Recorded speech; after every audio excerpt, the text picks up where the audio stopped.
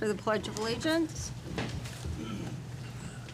I pledge allegiance to the flag of the United States of America and to the republic for which it stands, one nation, under God, indivisible, with liberty and justice for all.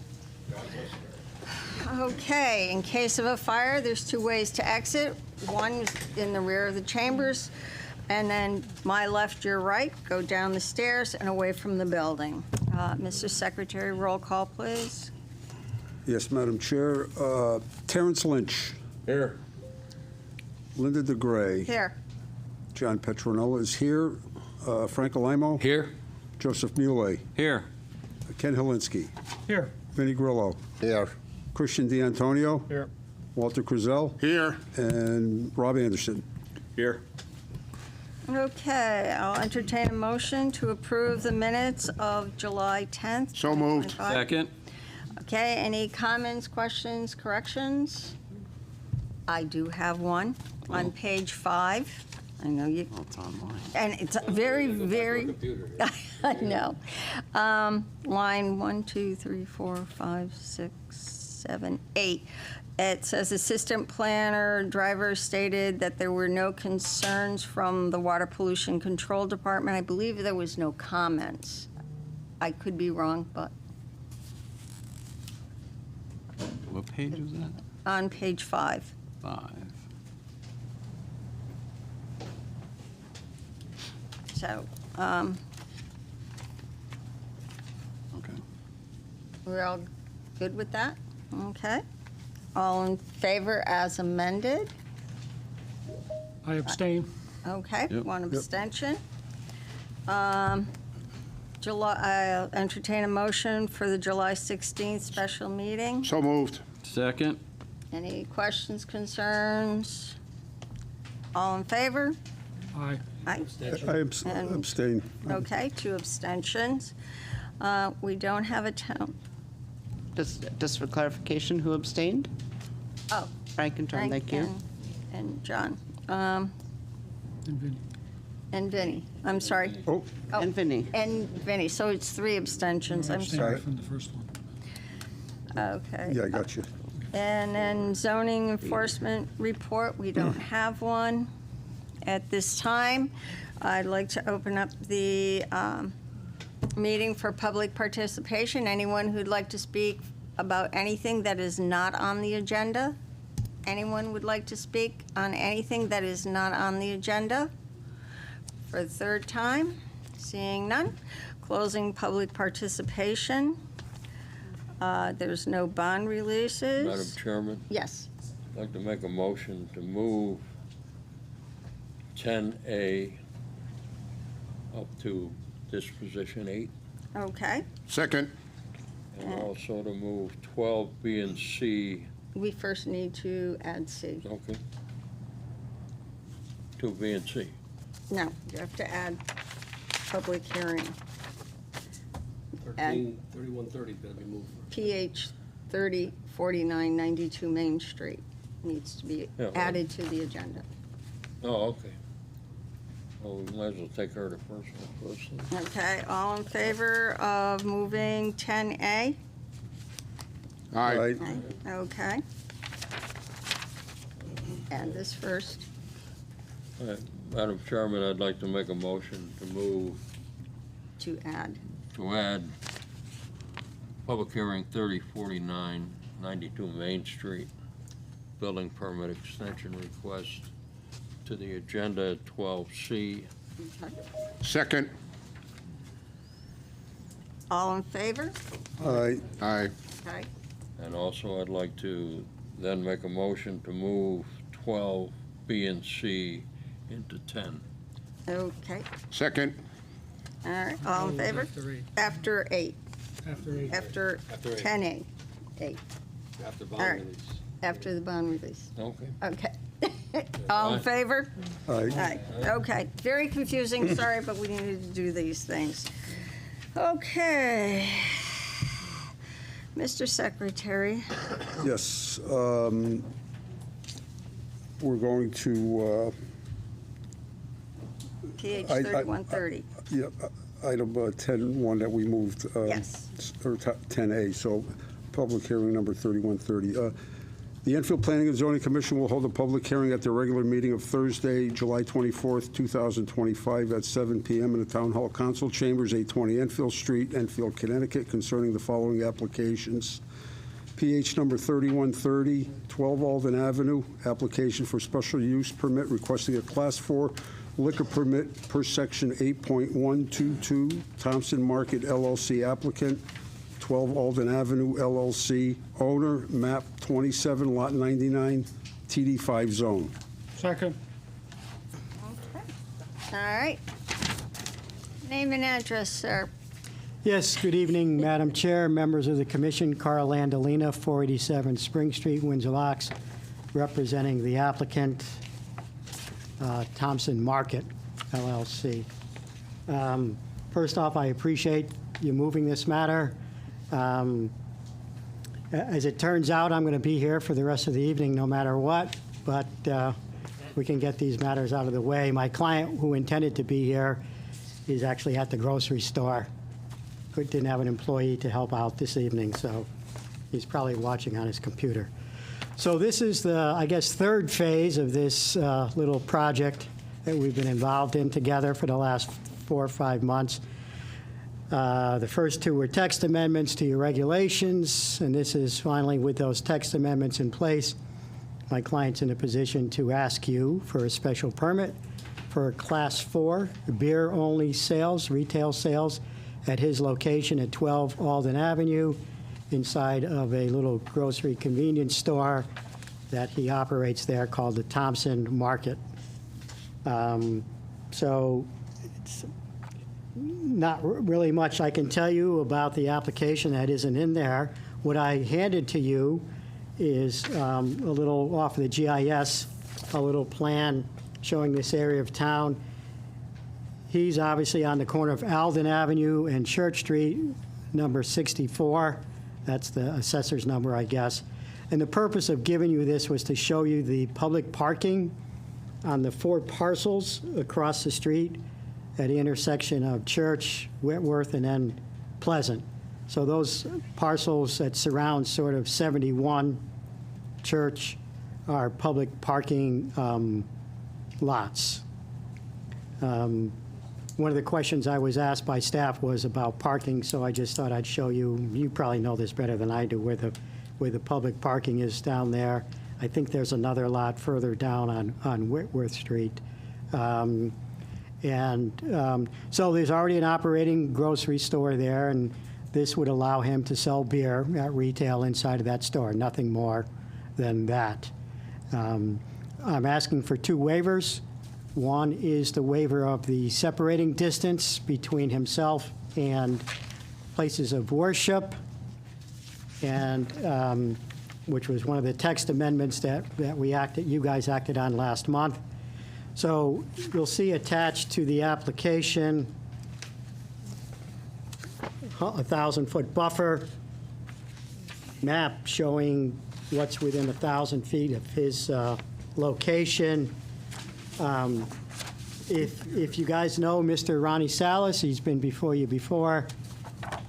He knows more about the history of Thompsonville than probably anyone alive at this point. He's got volumes of history, photographs. He's got pictures going back into the 30s and 20s from newspaper articles. He taught me something today. I guess somewhere on the other side where he owns the property, I'm going to talk about in a few minutes, there used to be a J.C. Penney down there. Yep. Yeah, news to me. But and then it was all connected. That you know, the theater and the place he owns on Main Street and the J.C. Penney, and there was something else in the back there. So he's got. He showed me photographs with cars back in the 30s in front of all these stores. So. I trust him when he said he looked at these properties within 1,000 feet and he made the list that's attached to Schedule A as to the number of places that are places of interest under your separating distance. One is a church right across the street called Ministries of Love and Hope. There's something on Church Street called the New Life Christian Church. and something on Alden Avenue called the Ministerios Tiempo de, well, you can read it. All right, so those are the three that were in 1,000 feet of him, and there's two parks, one at 820, I guess is the park right behind this building, and then he didn't know that whether Freshwater Pond, that area around there, was actually a public park, but he threw it on the list no matter what. So those are the places within 1,000 feet of him, which we're going to need you to waive the distance. Now, obviously, the closest one is right across the street, so that's just, within the distance of the right-of-way, which I assume is probably 50 feet or so.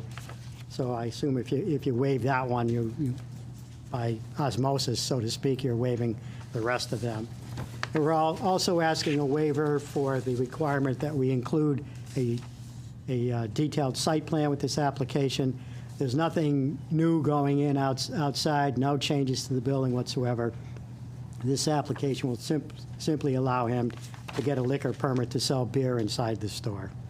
So we're asking for a special permit and the 2 waivers under your regulations. And that's all I have. I know you're very busy on the agenda with other matters, so unless you have any questions, I'm finished. Staff? Good evening, everybody. So the applicant's representative summed up the application pretty well. It's an application request for a special use permit for a waiver in separation distances to allow a Class 4 liquor permit under the new revised section 8.122 in the zoning regulations. There have been 2 text amendments that have been approved recently by the Planning and Zoning Commission. The first revised Table 8.122 to allow Class 4 liquor permits in the TD5 zone. The second text amendment allows applicants to request waivers via special use permits for the separation distances in the TD4 and TD5 zones. This effective change was June 30th, 2025. The applicant's narrative references their Schedule A document, which depicts the specified land uses within 100 feet of 12 Alden Avenue. The applicant has also requested a waiver of a site plan per Section 9.10.2.c. Departmental comments have all been satisfied, and there are no concerns with the request tonight.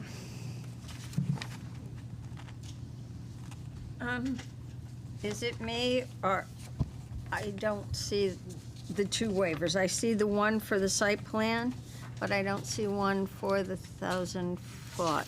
It's in the, That's going to be in the motion. Okay, I just want, all right. it's actually in the first paragraph of the narrative at Okay. the end. All right, I was just looking quickly. Yeah. Yep, We've got a lot of understood. stuff today. Yeah. Okay, anybody questions? Yeah, I have a Yes. question. Are there 2 waivers or 3? There's 2 waivers. The first one is a separate waiver for the site plan. The second waiver is part of the motion to approve the waiver for the liquor class separation distance. Okay, gotcha. Anybody else? Yeah, I think, George, you answered my question. I just thought that when we did the waiver, we did it so he wouldn't have to come here to do this.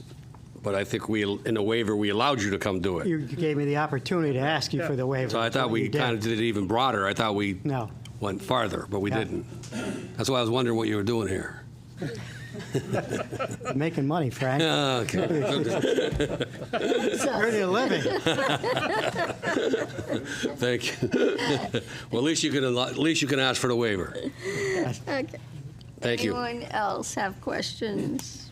No? Okay, it is a public hearing, so I will open it up to the public. Anyone like to speak for or against this application? Anyone like to speak for or against? Come back, Carl. Thank you again for the record, Carl Andolina. I'm finished, and thank you for your time. Okay. Mr. Secretary? Madam Chairman, make a motion to close the public hearing. Okay. Second.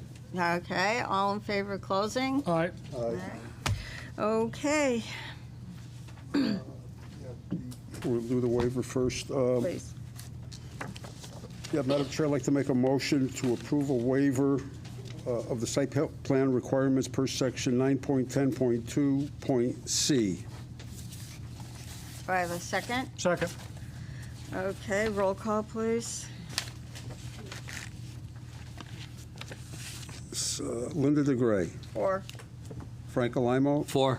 Kenneth Helinski. 4. Vinnie Grillo, 4. Joseph Muley, 4. Terrence Lynch, 4. and John Petronella is 4. Now, we're doing the second waiver? Or we're just doing the motion? You said includes, okay. Yeah, I'd like to make a motion to approve PH 3112 Alden Avenue application for a special use permit requesting a Class 4 liquor permit per section 8.122 Thompson Market LLC applicant, 12 Alden Avenue LLC owner, map 27, lot 99, TD5 zone. Second. Okay, roll call, please. Oh, yes. Correction, it's PH 3130.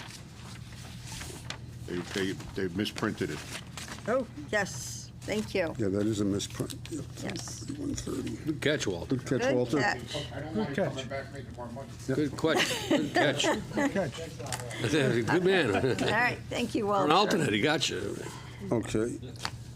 Linda DeGray, 4. Frank Alamo, 4. Kenneth Helinski, 4. Vinnie Grillo, 4. Joseph Muley, 4. Terrence Lynch, 4. and John Petronella is 4. Okay. All right. So, All next right. one goes. PH 3066, Yep. 66. 600 Enfield Street. Yeah, this is public hearing number 3066, 600 Enfield Street. This is a request for building permit extension. Staff. Good evening again. This is a request seat, from sir. the applicant for 600 Enfield Street. They are requesting a 6-month extension to be able to apply for the building permit. They have submitted a letter for your review, and somebody is here tonight to represent the applicant. On your desk tonight was a copy of the special use permit for the approval. Okay. Hi. Name and address, please. Hi, my name is Ken Coombs, C-O-O-M-E-S. My address is 191 Main Street in Niantic, Connecticut. I'm here on behalf of Hog LLC, doing business at Swift Fresh Markets. We're revisiting an item that was primarily approved about 2 years ago, and the approval has gone stale. There have been significant delays. I have been brought in by Shiraz to help facilitate and expedite the project. As of now, we've made some steps forward. They've retained a service station equipment, which is a licensed major contract with the state of Connecticut to do the petroleum installations and the required renovations to the sidewalk. So there's been progress made. They do have a substantial amount of money currently invested. The underground storage tanks alone on the site represent an investment of over $100,000. Recently, we've had the tanks recertified, and we are ready to, service station is ready to move forward with the installation and to move ahead upon issuance of building permits. So I'm here to respectfully request an extension to allow for this job to get permitted and come to completion. Okay. Any questions? Walter? Will 6 months be enough time? Yes. Okay. Vinnie? No, I'm good. Joe? Frank? No, I'm glad you came in and did this tonight, because, when I'm out there, I'm hearing a lot about those tanks sitting out there Yeah, and and blighted, and I think, people on TV and people in the community are able to see what's going on. So if you have any more information that, it's moving forward. It was a while ago. I know it's going to be a convenience store, new gas station, car washes remaining, correct? You want to get into it a little bit so Yeah. people understand? It's been a long time. Absolutely. This has been a while, and as your first point is, as you point out, the underground storage tanks have been on site for a considerable period. one of the steps that we did is the manufacturer of the tanks, Nationwide Tank, dispatched their chief engineering officer out to the site last week, and he recertified the tanks under UL 1366 specifications. And we also had a very pleasant interaction with the Enfield Fire Marshal and his assistant. So we've taken steps in that direction. I'm also aware from speaking to Shiraz and Ali, the principals, that there have been some blight issues and possibly, and their contention is that the blight issues, once they start to demolish, obviously that'll become a moot point. We certainly realize, due to the highly visible and prominent location, it's a point of contention. And, you know, I mean, you guys have to drive by it every day. Well, when you sit on one of these committees, you get hammered pretty much when you're out in public. People are asking, you know, what the heck is going on over there? Absolutely, and it's just to see that. So you know, as I said, we've also made some inroads. There's an encroachment permit required, as they will be doing sidewalks in front of the location and the ramps to access onto the state highway. The contractor service station equipment prepared the application with the insurance certificate and required bond. We're working with a gentleman named Kevin Martin. He's indicated that he'd like one minor revision to the drawing, which had placement of signs, but he's indicated that they're fine with it. That's something that staff's working with you on? I don't know if the staff has, but the engineer has submitted. Okay. Has prepared the changes. Hegseth Associates has prepared the. So they won't be looking for any site plan changes here then? Not that we know of. What they're doing is finishing the post-approval process. So I've been in contact with their PE. They're getting the revisions per their approval done. They finally got an OSTA approval letter for the encroachment, which is a big step because they were denied previously. And the next step is for them to get their final plans completed and then bonds and building permit. Right. Okay, good. Thank you. Well, thank you very much for the update. I'm sure everybody's pretty happy now. Well, thank you all for your time and consideration. Well, I don't know if anybody else has questions, but I'm all set, Madam Chair. Anybody else has questions? Terrence? I'm all ears. Any questions? No, I'm good. Christian? John? Nope. Go ahead. Yeah, when do you expect to start demolition? Basically, they've had. Sir, why don't you come up and name and address so that he doesn't have to keep turning and asking? It's helpful. I can only address. I'm working with a petroleum contractor, Right. and and I can kind of address where they're at. But Name and address, sir. Yes, my name is Shiraz Chaudhry, and address is 24 Rachel Drive, Rocky Hill, Connecticut. Okay. I'm the applicant, and basically we are pretty much, as far as, with the DOT permits and stuff, I think we're pretty much done with them. And now the next step is to submit all the drawings to the zoning and building departments and, get the bond and, move forward with that. So our goal is basically, I would say, right now, looking at it, I think within a month, we should be able to acquire those permits and move ahead with that. when can your contractors once the permits are in hand, when can your contractors start? So the contractor can start right away. As soon as the permits are out, they will start right away. Because they're already on board. We have given them deposit, and they're just waiting for the permits. Okay, and how long will it take to demolish and then build the building and finish all that? Really depend on the contractor and stuff, but I would say, maybe like 6 to 8 months to finish everything, or maybe sooner than that. But usually it takes about, 5-6 months to 8 months. Okay. Okay.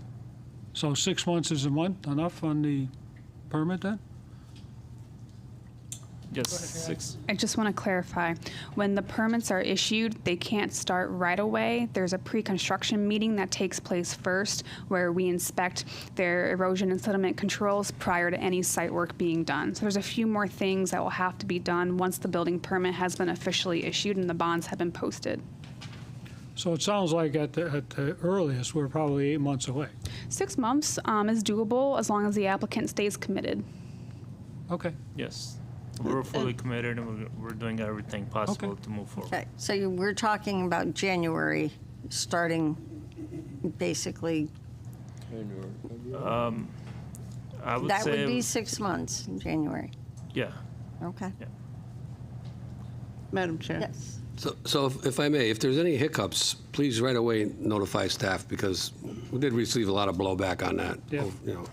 Sure. We get it all, you live in town all your life, and people, you know everybody, and they're always asking questions, and sometimes we can't answer questions because we're not supposed to, but please Sure. stay in communication with staff so we know what's going on. Definitely. Thank you. So, Lori? just a reminder, this is a request for an extension to get the building permit. So And- once the building permit is in place, then they can start. Quick question, can the building permit be issued prior to this 6 months? I would rather see it in 3 months. Well, it won't be approved until their final plans have been satisfied, All right. because they have to upload the final approved plans into the building permit for the zoning officer to be able to sign off. Yeah, because those yellow tanks are called yellow submarines. You know the yellow submarines? So, yeah. So in other words, I mean, it shouldn't take them longer than a month Right. or That two to brings get up- their building that brings up permit. another If, question. again, if they Okay, follow that brings up, through with requirements. all I'm trying to do is I'm trying to determine when will it be done? Yeah. Okay, so it's 6 months to get the permit. That means you're not going to start until 6 months, correct? So the 6 months is to obtain the building permit. Okay. They still have the full 5 years from their original date of approval Yep. to complete the entire project. And if they start running out of time around the end of year 5, then they'll have to come back for an entire development extension. So, So we Our- don't know when it's going to be done. Well, they have 5 years from the special permit date. Okay. So the way we look at it, we want to get it done as quickly as possible. Oh, So yeah, as soon as we, get the permits out, we want, to start building, and start doing the construction and finish as soon as we can. Okay. Okay, and I'm going to ask, can you at least continue to maintain that property? I saw that you finally went in there and cleaned up quite a bit. Yes. And part of the problem is when people walk on the sidewalk, there was stuff growing into the sidewalk, that fence was in the sidewalk. If you could keep that neat Sure. while you're doing all of this, that would be even better. Sure. So sure. that is a big issue that I keep hearing. So, Sure. Okay. We will do our best to maintain it. All right. Thank you. Thank you. Thank you. And roll call, please, on this one. Yeah, I'd like to make a motion to approve public hearing 3066, 600 Enfield Street, building permit extension request for 6 months. Second? Okay. Linda DeGray, 4. Frank Alamo. 4. Ken Helinski. 4. Vinnie Grillo. 4. Joseph Muley. 4. Terrence Lynch. 4. And John Petronella is 4. Okay. You've got your 6 months extension. Get it done. Thank you. Appreciate it. All right. Next. Okay, item, 12C. this would be 12C that we moved, that we added public hearing number 3049, 92 Main Street, extension request to receive a building permit of 12 months. Hi. Good evening again. For the record, Carl Andolina representing the applicant. I don't know, Salas Brothers LLC, maybe? Is that? I don't know, they have like 100 LLCs, so. I just learned I was going to speak on this about 2 hours ago. So I can tell you that last week or the week before, I did attend a TIF, Tax Incremental Financing District meeting with the owner of this property. They've had an application in with the TIF Commission for about 4 or 5 months for some relief under the TIF district regulations. They did not act. They pushed it down the road another month or two. In my experience, the big problem, of course, here is the financing. This building, and I guess one of the Salas brothers just acquired recently the old Grays Association building, and I think the property in between is owned by the town, if I'm not mistaken. The transaction, I think. Yeah, so, but in any event, one of the things that will help, at least the argument for a bank to lend on this would be what they consider community involvement. And in this case, that would be in the way of some kind of agreement with the TIF District Commission. So we're still waiting for that. And obviously, this is a unique property and a unique location. And so I guess with that, he's not in a position to ask for a building permit, and he's hoping within the next year he can get to a place where that might happen. Okay, staff? So this is for PH 3049, 92 Main Street. They got their approval back on October 27th, 2022. On September 26, 2024, Planning and Zoning approved a building permit extension request for 12 months. Tonight is another request for an additional 12 months because of TIF. Okay. Walter? Benny? Joe? Nope. Frank? So I represent P&Z on the TIF Commission, and I've sat through all of this with them, and they are working very hard. I'm sure you guys are familiar with some of the other work they've done here in town, and I don't have any problem extending this. They've been very upfront with us. They're working hard, and the town, has expressed interest because they were able to square away some old property deeds to the east of this particular building. There was a couple of old deeds, and they've combined them into where now that could potentially be parking.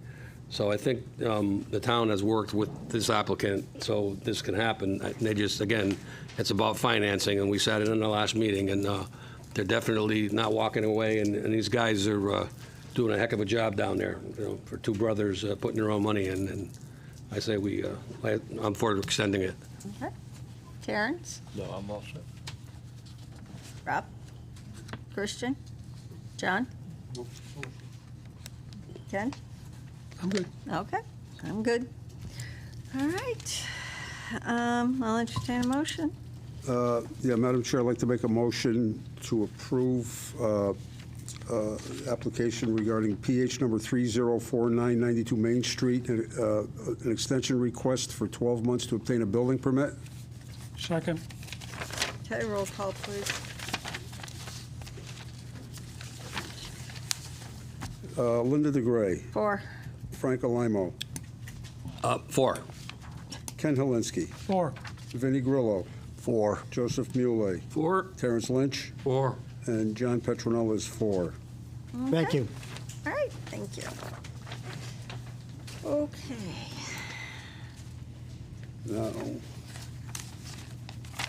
Now we'll move back to our regular agenda. Okay. Now, the public PH hearing 312, 312, that's charging stations. that's currently an open public hearing? Right. Okay. Public hearing number 3128, 1561 King Street, application for a special use permit for the development of an EV charging station and cafe and waiver per 8.60.f Global Development LLC applicant, Alimo Family LLC owner, BG Zone, KSESDOD overlay zone. Okay. Welcome. Name and address, please, for the record. Good evening. I'm Bob Patrick, 182 Dusky Lane, Suffield. I'm the applicant, Global Development, and also the owner of Sun EV, who will be the end user of the property. Tonight we're here on a continuation of the application for an EV charging station with support cafe and knowledge center and restroom facilities. This application includes EV charging for 21 vehicles, 2 of which will be ADA compliant, a retro-style building, approximately 1,500 square feet, seating 30 people in the cafe, restrooms, and an office known as our Knowledge Center. The total parking will be 24 spaces, with 3 being ADA compliant. Being in the King Street district, our retro 50 car hop prototype design should fit well with the use of anodized aluminum panels, excessive amounts of glass, all earth tone colors. Our design should fit in with the community well. You can see how our prototype looks. We won't be changing much color-wise. It'll be blacks and grays and earth tones. Included in the application is a request for a waiver, section 8.60F5, which would reduce the setback lines by 50%, allowing us to level the site with the use of a retaining wall. And the retaining wall would be within the 50% allowance. Our model for the EV charging station is to utilize alternative energy as much as possible. Therefore, what we'll be doing is putting solar panels on our building and our carports.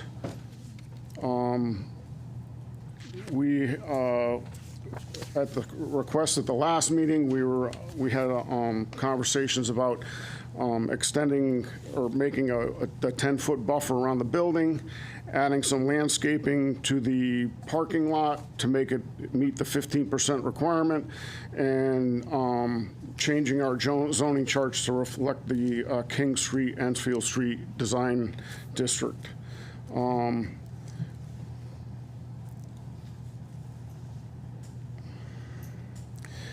In consideration of a staff note, we would like to make an offer of solution which could address through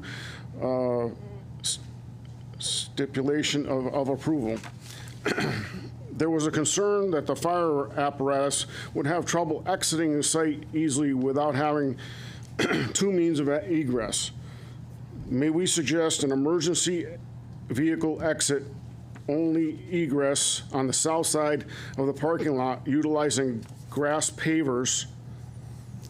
And also, the fire hydrant was added, but it was added across the street. We can move that to be right on the property as requested. Thank you for considering our approval. Staff. Good evening. Since the last meeting of June 26, staff and the applicant and some of his design professionals have met to go over all the required changes needed for the site plan in order to comply with the regulations. The staff memo has been revised for today with the comment statement from the applicant's PE attesting to the drainage not being changed since the site design has been slightly revised. Per the original list of planning director comments from July 6th, most of these concerns have been satisfied. The utility sheet has been revised as requested. The landscaping and the 5-foot landscape strip with the 10-foot setback for any structure and parking stall has been included now. They have included the sidewalk as requested, and they have discussed the fire truck turning radii plan with the fire marshal. The standard town notes will have to be added for the final plans. When we got the revised plans and I did a review over on them, there were 4 outstanding comments. The last one on my planning department comment, number 4, needs statement or revised report from the drainage PE. That has been satisfied, so I've stricken it out of the record. The first comment about adding shields for lighting for the photometric plan, the applicant said they intend to comply. This will be reviewed for final plans when they submit. The final plans will have to include the photometric plan and all the drainage sheets and everything. The architectural examples still need to be discussed with the applicant per the design overlay district. And DS1 and 2 on the site plan sheets are the sheets that show grading and drainage. In the revised plan set, you do not have those sheets. Instead, you have a statement from their PE saying that since there's no change in the drainage numbers, that they didn't see a need to reprint those pages, but those pages will be needed for the final plans. There were a couple of department comments that came in the meantime. All departmental comments have been completed and satisfied. Building has the same comment from last time. WPC had a comment that says fine on the accessible parking, needs to be updated, and you may struggle with getting a single means of egress with the basement, but we can discuss that on our plan review. Health Department signed off. Fire will review their fire truck turning radius when they submit for their building permit. He has requested the fire hydrant to be located near the entrance of the site. Per the staff comments, there have been recommended site-specific conditions. One, should an encroachment permit be issued from OSTA be denied for the drainage outfall, a modification will be required for a redesign of the drainage system. 2, a fire hydrant shall be located at the entrance to the site per the fire marshal's comment. And 3, final plans will reflect the fire truck mountable curb for exiting the site with a chain or gate access. That's all. Questions, Walter? Well, I said it before, I'm going to say it again. And I know you're waiting for this to get approved before you go to the state, but I don't see how the state's going to allow you a curb cut there. It is so close from the 91 off-ramp to the whatever down the hill is there now, the UL building. Yeah, all-phase and electric. I don't know. Maybe they will allow it, but it's such close proximity between and it's 2 stoplights even. So I don't. That's my only concern is I don't think they're going to get a curb cut. But That's up to the state. That's up to the state, and that's, to me, that should have been first done and then this. But that's the state. This state has been backward for 50 years. So that's my only comment. Thank you. Okay. Denny? I don't have a comment. Joe? Walter addressing the question I had. Okay. Frank? We're good. I know we've approved grass pavers and emergency exits in the past. We've accepted them, so if that's going to be acceptable to the fire department, I know we've done it many times, and sometimes they like a lock on it, but they can work that out with you. But that's my comment on that. Okay. Terrence? No, nothing, thanks. Rob? Maybe I missed it, but is there any plans that show the basement? Excuse me? Have you given us plans for the basement? The basement would only be for mechanicals. Okay. There's a lot of electrical that's involved here, and I would prefer it being in the building than like scattered throughout the site.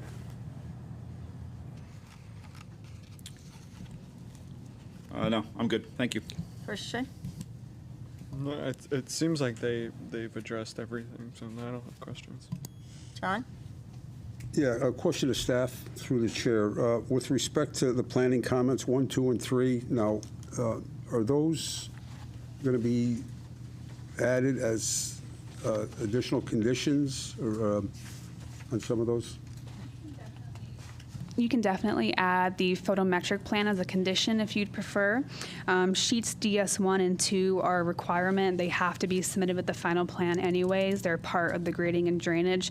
And the architectural design elements was more of a discussion item because they're in that King Street, Enfield Street design overlay where the architecture is supposed to be traditional New England style architecture. Okay, so the plan that's submitted has the architectural details on it now. So He did submit architectural drawings. I do not recall seeing the actual color or the elements of the siding.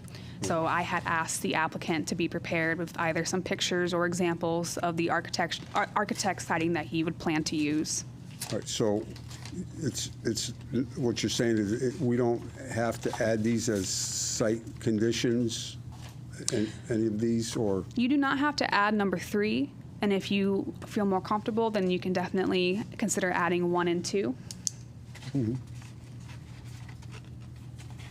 Yeah, I'm not sure how anybody feels about that. You know.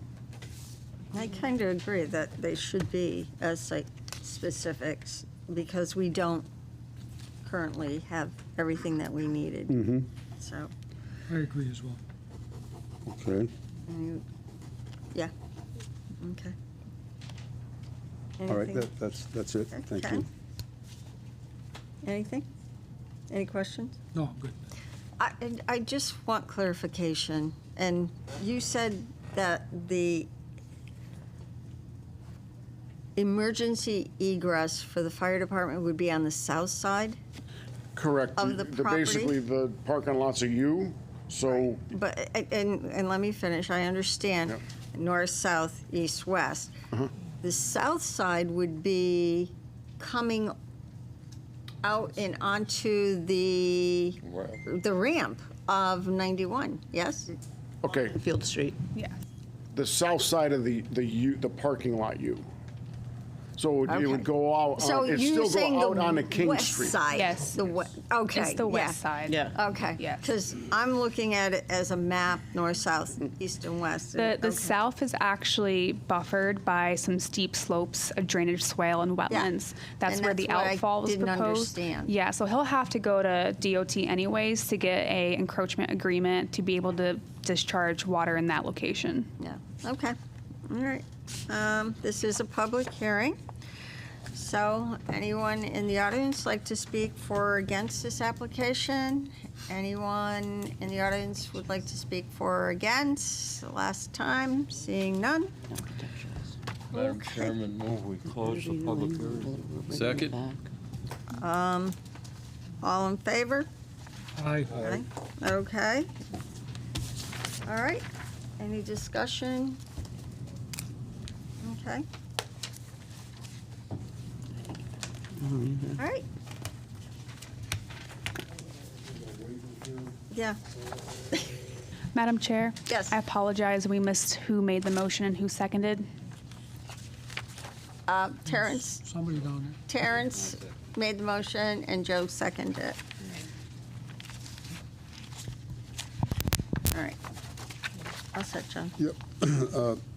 I'd like to make a motion to approve a waiver of a 50% setback requirement for all property lines based on the following findings.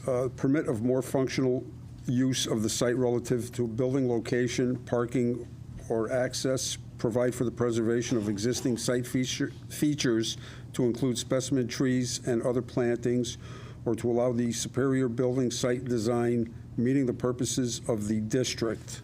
Second. Roll call, please.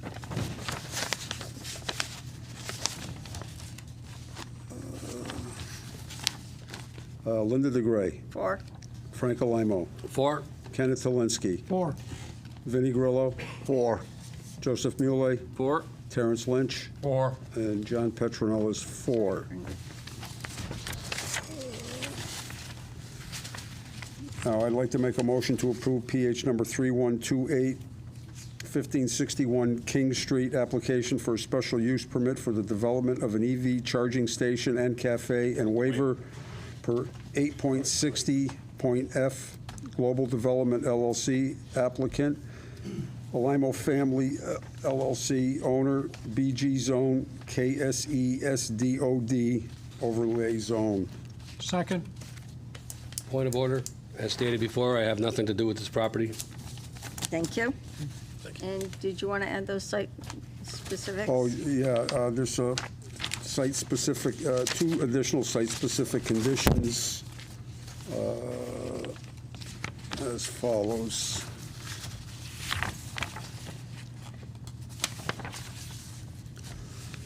That the applicant will submit a revised photometric plan to staff, and it would be acceptable to the staff.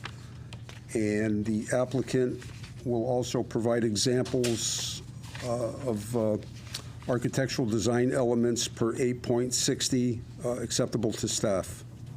I second those as well. Okay. Roll call, please.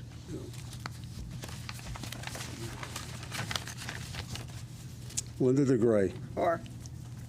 Frank Madam Alamo. Chair? 4. Yes. The top 3 conditions, can you please read those into the record? The ones that were typed on the memo? Hold on. Sorry. Where are we now? Site Mr. Petronelli, you specific. missed the number 3. Oh, these are Yes. Those are, fire hydrant, the encroachment. Yeah.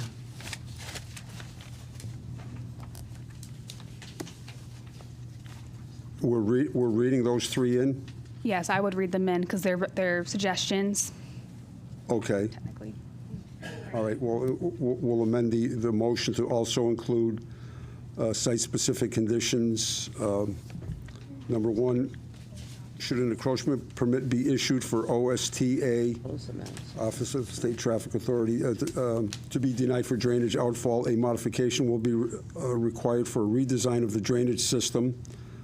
A fire hydrant shall be located at the entrance to the site. And number 3, final plans will reflect the fire truck mountable curb for the exiting of the site with the chain or gate access. I second the amendment. Okay, roll call, please. Linda DeGray. 4. Frank Alamo. 4. Kenneth Helinski. 4. Vinnie Grillo. 4. Joseph Muley. 4. Terrence Lynch. 4, but one And- question before we continue. Are we voting on the amendment, or are we voting on the motion with the amendment? The motion with the Motion amendment. with the amendment. 4. And John Petronella is 4. Okay. All right, thank you. Thank you. Good luck. Let me clear out this crap. Jesus, more All stuff. right. Yeah, don't forget to, That's what they were looking at. okay. Yeah, that's This what is they- also a that's what they were continued public hearing. Yes. PH number 3129, 33 North River Street, application for special use permit to develop a multifamily apartment complex with associated site improvements and amenities, 33 North River Street, LLC applicant Ilona Levitz, owner, map 7, lot 3, TD4 zone. Okay. Applicant, come on up. All right, I'm going to have staff talk first because Oh, she is. they could come up. I just- Come on up and have a seat. 'Cause I've been making them crazy, so. I admit it, so. Go ahead, Lloyd. Oh, well, welcome, everybody. This is a continued hearing for an application for a special use permit to develop a multifamily apartment complex with associated site improvements and amenities at 33 North River Street. There was a lot of back and forth at the last meeting. I think that both staff and the applicant have tried our best to address all of the concerns that were stated. And I just thought that I would read our summary at this point, and I think Grava will have some substantial evidence beyond that. So there was questions on the road history, clarification, and frontage. As verified by the town attorney, the property owner, Levitz, owns the lands known as 33 North River Street. In 1922, the town of Enfield accepted and created a roadway easement for public access, which is volume 6, page 485, where the town of Enfield owns down to the pavement on North River Street. This ultimately dedicated it as a town road through the easement and offers the property frontage through this easement. In fact, the proposal is to create a 60-foot right-of-way when 50 foot is required. This clarifies the issue of frontage, access, and narrow streets. In short, the subject parcel is a fully compliant building lot on a legal town of Enfield right-of-way. And I believe this will be further clarified by the Grava team. Somebody asked something about the tunnel. The applicant is aware that there is a tunnel under the property and railroad tracks. When and if it is encountered during remediation or construction, it will be excavated and/or filled in accordingly. The roadway maintenance plan. The applicant has offered and agreed to a roadway maintenance plan to maintain the roadway, pavement, and provide snow removal. Excuse me. A condition of approval is being proposed that the town of Enfield and applicant agreed to and formalize such a maintenance plan prior to building permit being issued, which shall also address the end parcels on North River Street. Water Pollution Control Authority. The sewer department has stated, currently the treatment facility has capacity, however, the collection system is very old, built around 1930. Being that old, there have been issues in the area with inflow, infiltration, and overflows. The critical comment is that there is capacity. The age system is common in many areas of Enfield. When and if there is a problem, it will be addressed at that time. 14 canopy trees. The proposed development will not be able to install all the street trees that are required. Section 8.130.8 requires the applicant to offer the trees to the town of Enfield for planting in the public realm of Thompsonville. Staff has identified a location for these trees in conjunction with the proposed Main Street streetscape leading up to the area of the new train station. Remediation Action Plan, commonly known as RAP. Concerns of dust, dirt, fly ash, and smoke. The Remediation Action Plan is prepared and overseen by a licensed environmental professional and includes a mitigation plan for control of any contaminants, dust, fly ash, and smoke that may be emitted during the remediation process. Some were concerned about these contaminants encroaching onto the neighbors to the north. This should not occur based on the rigid parameters as set in the plan. It might be possible to leave a stand of trees adjacent to the northern abutting property only for visibility during the remediation process, but other required measures will be utilized to eradicate any contamination onto neighboring properties. And I believe Grava will also discuss this further. Concerns of debris from the railroad right-of-way. The applicant is proposing a 6-foot chain link fence along the right-of-way with the railroad tracks, which will inhibit encroachment of debris onto the parking spaces and the right-of-way. Public amenities. Approximately 5,900 square feet of public amenity space is proposed.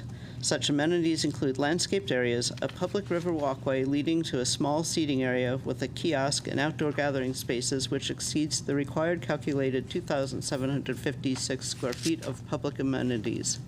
The project complies with this condition. In addition, private amenities within the building include a resident lounge, co-working areas, fitness center, and a pet wash. That one I really like, that pet wash. Bike racks. Bike racks for residents will be supplied in the building, and the applicant has agreed to place a bike rack at the southeast corner of the building where the trail begins, somewhere in the vicinity of the generator. Based on staff's review and analysis, we believe that concerns related to this development have now been addressed. The proposed project meets or exceeds the requirements as set forth in the Thompsonville regulations. Thank you. Thank you. I want to thank you. This helped me immensely, along with our staff. So, yes. Name and address, please. Good evening, Madam Chairwoman and Commission, and we would like to thank you and the staff. I think I may have had the last word. I'm Lewis Brown from Honeycomb Real Estate Partners, one of the partners with Grava Properties. And I think I may have had the last word on behalf of the development team, asking and making a request to close the public hearing 2 weeks ago. And I have the benefit now of reflection and sleeping on it, if you will, to say to you, I appreciate the opportunity to have slept on it for the last 2 weeks and thought about all of the questions that were asked, not only by this commission, but also by the public that evening. And want you to know, one, we value the collaboration and have very much valued it with the town over the last year. We would not be here today without your partnership, and we hope that after today, we're here together as partners getting this development done. So I very much appreciate it. I think you made the right decision in hindsight to continue the hearing.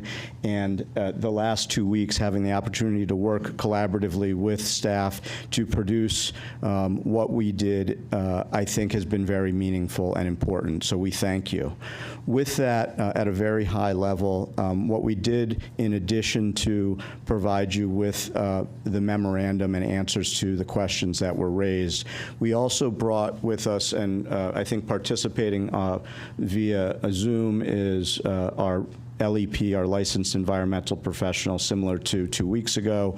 We also have the FUS engineer and architecture team here. And in addition to that, 2 new faces that I'd like to introduce to the extent that you have any questions for them. One is Gavin Sorghum. He is a project executive, an executive with Innicon Construction, the Innicon Construction team that is our selected general contractor. Honeycomb has completed 2 large-scale developments exceeding $25 million each, one in West Hartford, one in New Haven, both of which were brownfield developments, both of which received DECD awards similar to this. And Gavin, to the extent that there's any construction mitigation related questions as it relates to keeping the environmental hazards mitigated, Gavin is here to speak to that, and I think we have some photo evidence of that as well that's in your packet this evening. Second is Michael Zellman. He is with Corridor Property Management. They are our selected property manager. They are a national property manager who oversees properties across the country, totaling anywhere between 7,000 and 10,000 apartments. In addition to being a project manager for Corridor, Mr. Zellman has more than 30 years of property maintenance, as well as, Mr. Anderson, you had some very direct questions on snow removal 2 weeks ago.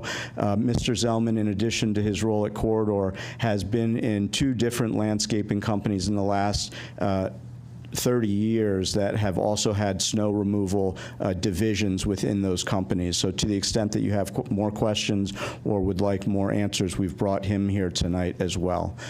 So with that, I'm going to turn it over to my partner, Steve Caprio of Honeycomb, and he can walk you through the memo that we've presented. Thank you. Good evening. Thank you to the commission. Steve Caprio from Honeycomb Real Estate Partners. So I'll ask the question first. We put together a slide presentation that captures everything that we had in the memo. Being respectful of everybody's time, if there are sections that you'd like me to skip and not read through, I'm happy to read through the whole thing, although it is lengthy, or I am happy to go to pages that there might be questions on or concerns on. Just want to be respectful of the time because I know it was a lot of information, trying to answer all of the public's questions and the council's questions that night. So. Okay. Anyone have anything? I think just because it is on TV and we do have a lot of people watching and are interested in this, the remediation and that the photos were extremely helpful. Great. And the time of year that you're expecting to do this, all of that, I think, is really an important piece for the audience to know. Okay, sure. So I'll try to, we won't do every slide because a lot of them are just going through the different kind of zoning text and how it does comply. I think Lori did a great job of laying out that, so I'm sure there's some areas we can skip, but we'll go to the highlights, and please stop me if there's something we want more information on. Sure. All right, the first part was just on North River Street, which I think Lori had done a good job of defining. If it's helpful, I will read from our Land Use Council on what they had found, which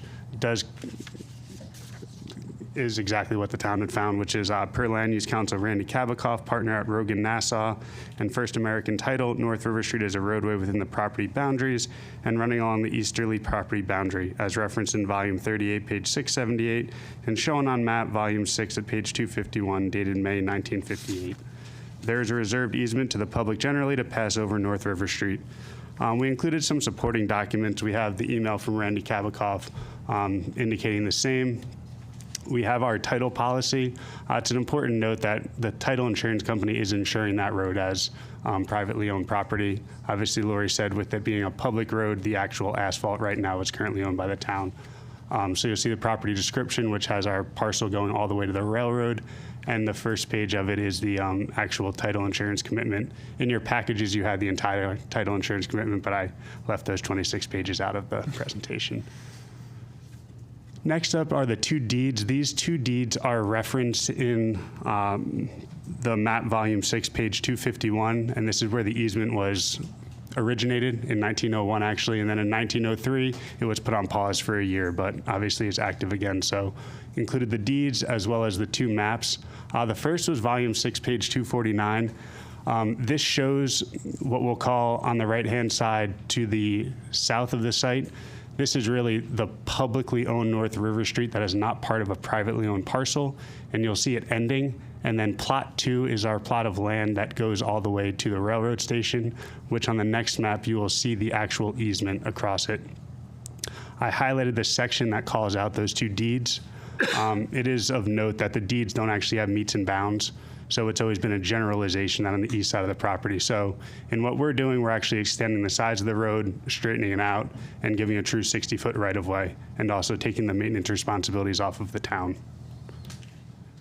These are the zoning sections which were brought up from public comment. I listed them out 1 to 11 just to make it easy in case someone has a question on one, and instead of trying to read out the number, we can just go 1 to 11.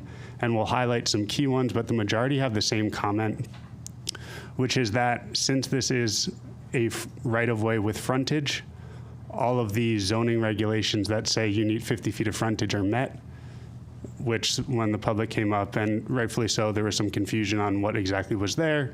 So most of those sections have the same response to them.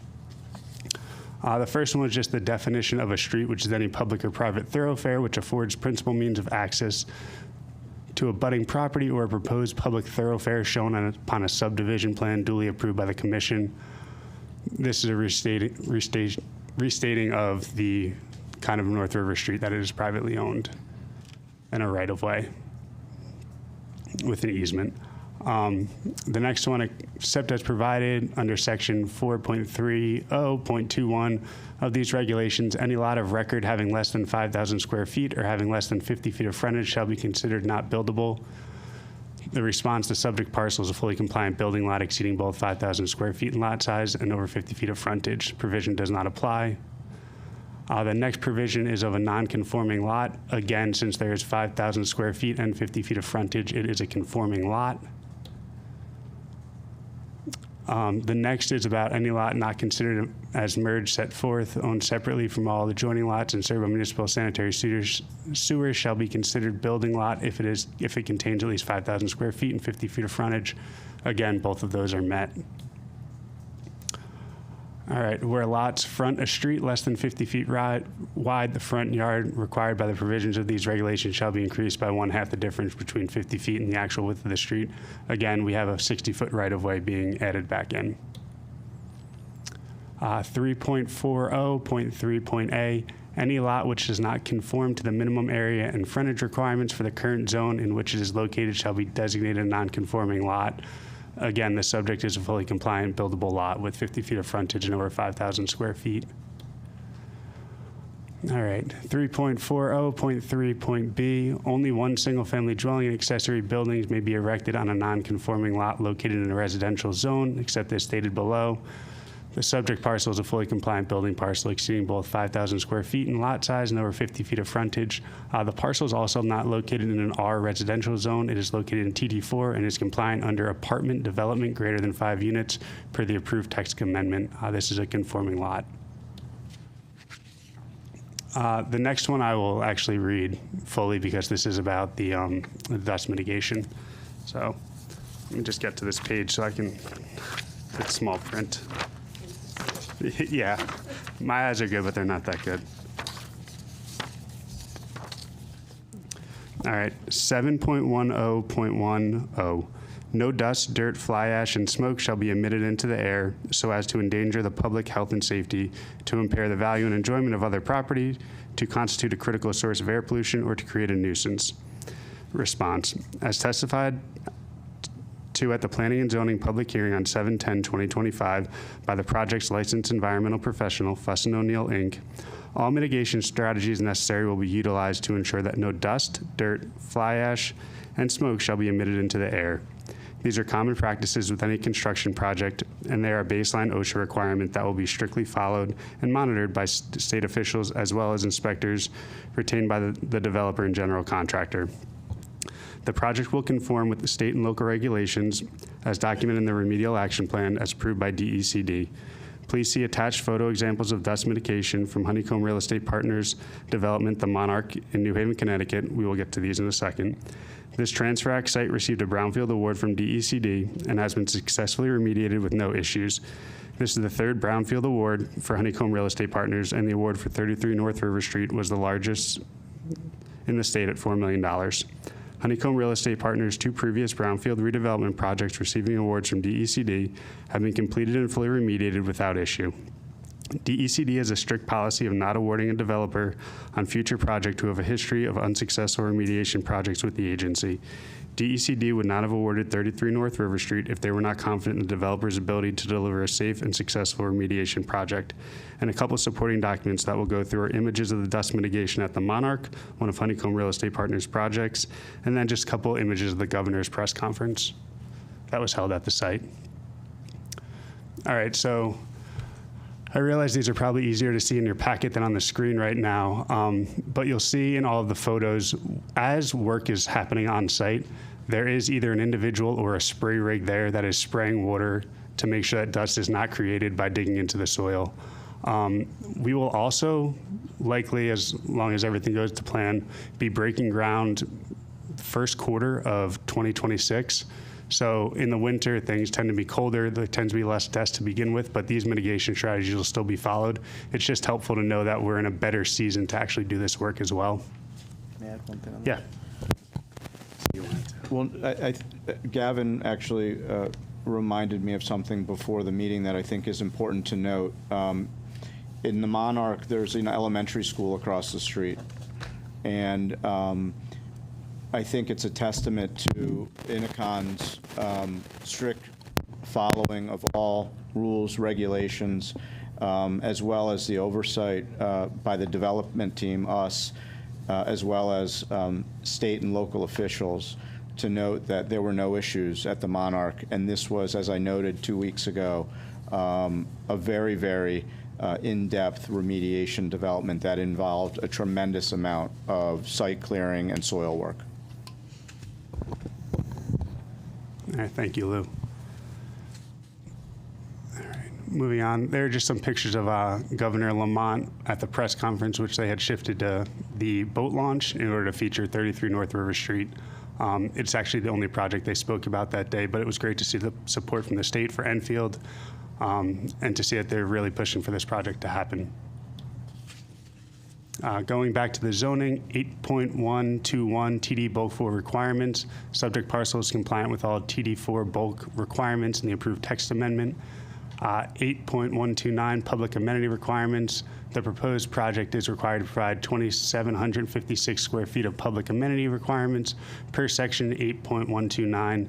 The project meets this requirement by providing 5,897 square foot publicly accessible riverwalk with aesthetic hardscape materials, complementary landscaping, and seating areas. Next is the frontage tree requirements. As discussed, because of site constraints in the Thompsonville District 4 and 5, we're allowed to provide trees to be planted elsewhere in Thompsonville. Because of the train tracks and the location of the building and just the danger with Amtrak and what we'd have to do, the preference was to donate the 14 trees that we could not fit in front of the site to the town to use elsewhere in Thompsonville, which I believe they're going to use on Main Street once that project is underway. All right, these are now not zoning things. They are other questions that had come up. One was, has WPC signed off on the project? Sign off on the product been received? Yes, WPC did say there is capacity for this project. Who will handle road and snow maintenance on North River Street at the subject parcel? Our response, the owner-developer will be taking on all maintenance of the portion of North River Street on the subject parcel. This is new. The owner will also provide, this is not new. The owner will provide the town of Enfield a street maintenance plan prior to certificate of occupancy being issued for the subject development. The owner-developer will be taking on all snow management procedures for the privately owned sections of North River Street, including the subject parcel and portions of North River Street to the north of the subject parcel. That is new from last time. We've decided to plow the entirety of the privately owned section of North River Street, so to the north far side up to what is Yankee Gas Eversource parcel. Snow management procedures for North River Street shall include snow plowing and salting with environmentally friendly salt. In the event that a snow event produces more snow than can be stored in the designated snow storage areas of the subject parcel, snow shall be hauled off-site. On speaking with our snow removal professional, in most cases, that is a snowstorm that exceeds 6 inches. Judging by the storage that we have on site, that's what he believes we should be able to accommodate. So I know that was asked last time. We wanted to make sure we gave you kind of a more firm inch number. The owner-developer will provide the town professional snow management plan prior to certificate of occupancy being issued on the subject development. And in your packets that we'd sent out, we did include a draft snow plan for y'all, snow maintenance plan. And number 5, was the development team aware of the historical abandoned tunnel on the subject parcel? The developer, design, and construction teams are aware of the historical abandoned tunnel located in the subject parcel and have plans to demolish and fill any portion of the tunnel that will conflict with the structural building plans. With that, there's just a few slides of site context, our proposed site plan, which has not changed. I did want to show you, we have updated our rendering to take the tree out that was no longer on the site plan. That was kind of just put in for architectural rendering reasons. So this is an updated site plan looking down North River Street to the north. And there's a little better color version. And the other renderings have remained the same. So with that, if there are any questions, we'd be happy to answer them. Okay. Walter? Vinny? Joe? Frank? Thank you for coming back and updating everybody. Tonight was the first night I heard anything come up about the tunnel. I knew about the tunnel for many years. I've had the opportunity to work with Mr. Levitt in my last life as fire chief and visited the site many times with him. And in my capacity as fire chief, I got to oversee the entire infrastructure, water main enlargement in all of Thompsonville. Everything went to 8 and 12-inch mains. The water company wanted to stop the 12-inch main at the entrance of Bigelow, 55 Main Street, so with a lot of sausage making and arm twisting and all that other stuff, I was able to have them extend that 12-inch main right to North River Street. And it's capped, I think, and ready for future development. This is going back 15 years, so they were reluctant to do it. Obviously, let's do this money. But now that you brought up the tunnel, before you cave it in or bury it or whatever you do, there may be interest in looping that water main. It may benefit you in the future for future development, or it may benefit Bigelow. There was a gas project down the end of the street a few years ago. I had some discussions with people to see if we could get the main looped back then. This was only 2 or 3 years ago, and they had that big hole dug down there. So I don't know the condition of the tunnel. I know it's there.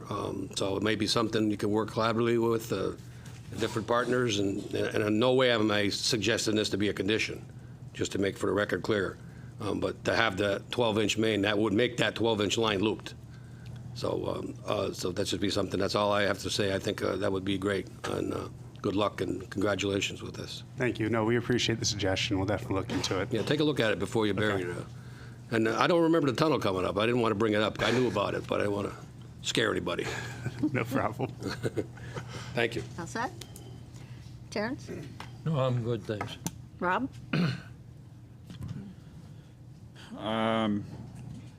So you said you brought somebody in to talk about the snow removal. Yes, sir. I went back and looked at some other apartment complexes in the area. One complex I lived at a while back, there's about 90 apartments. In that complex, there's over 200 spaces for parking. Even with that, if there was snow on a Saturday or a Sunday, it was difficult to deal with trying to find somewhere to put cars because there just wasn't enough spaces.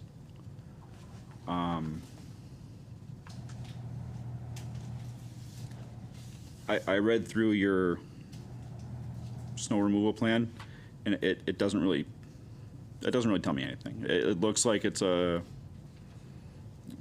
copy and pasted plan from another property that's just been relabeled.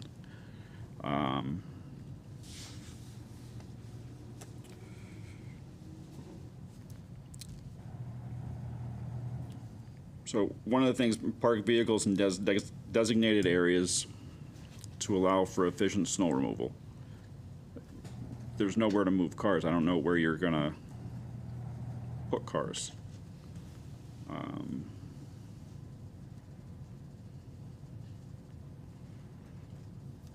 And you had made another comment, and maybe when you said it, you didn't mean it the way you said it. But you said something along the lines of the people that live there aren't going to have visitors.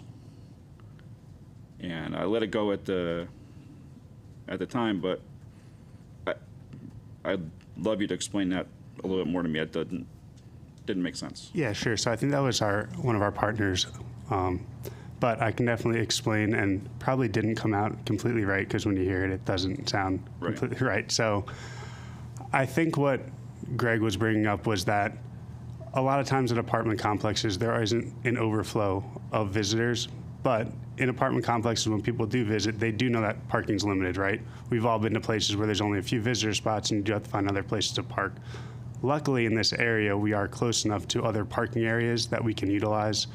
For instance, there's parking up Main Street, there's other public parking lots, there's also going to be parking for the train when the train's off hours. So there is other parking in the district for visitors to come.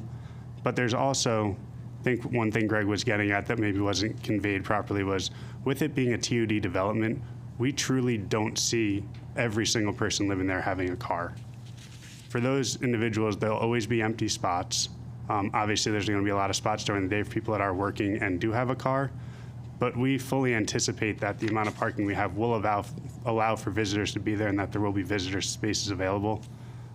Just to give an example, we have a property downtown West Hartford. We have 53 parking spaces for 44 apartments.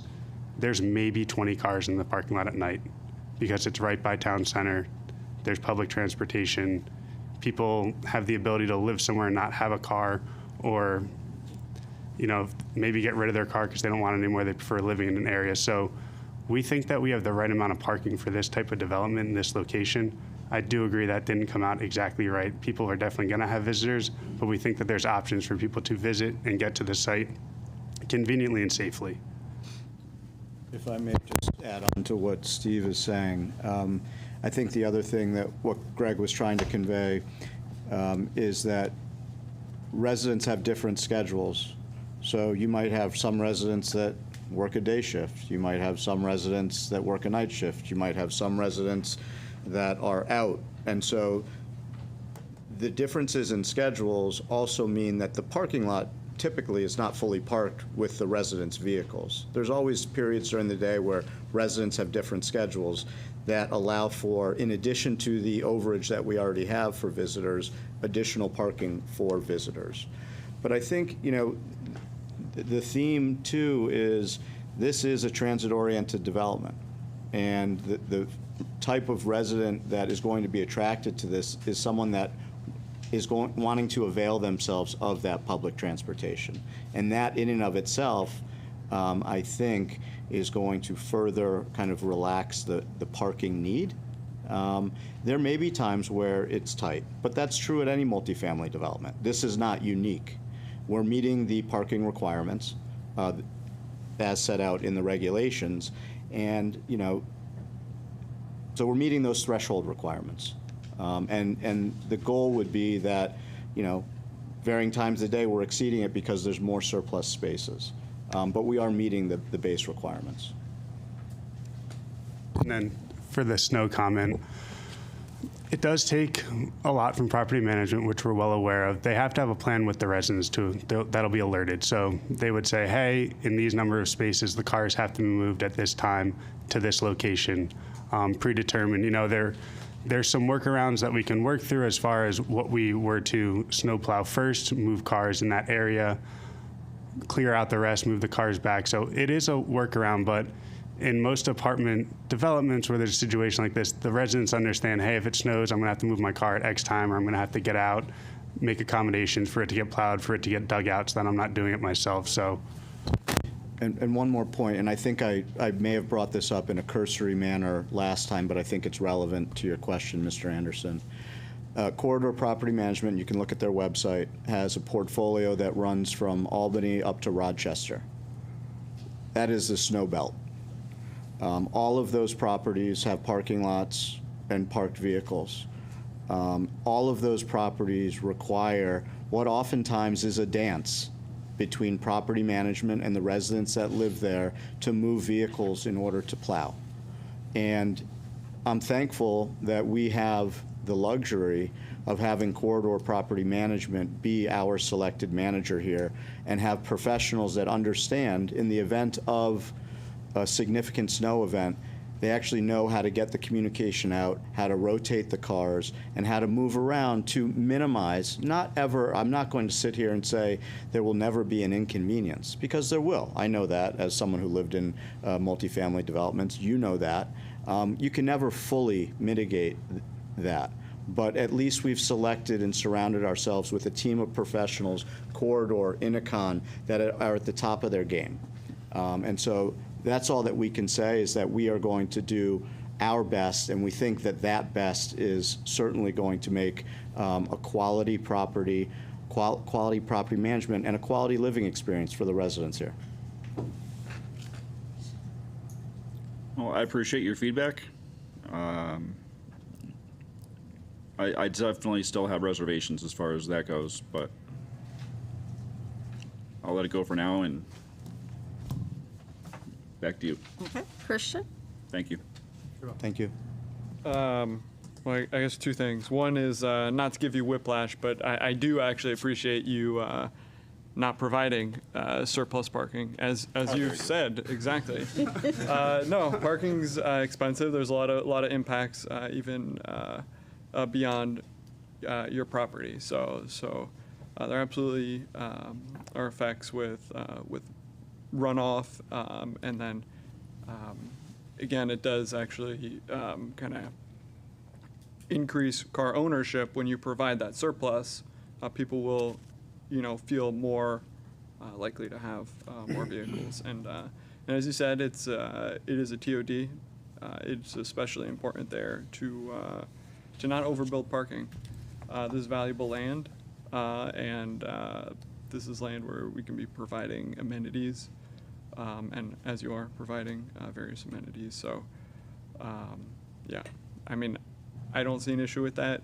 That is exactly what transit-oriented development is.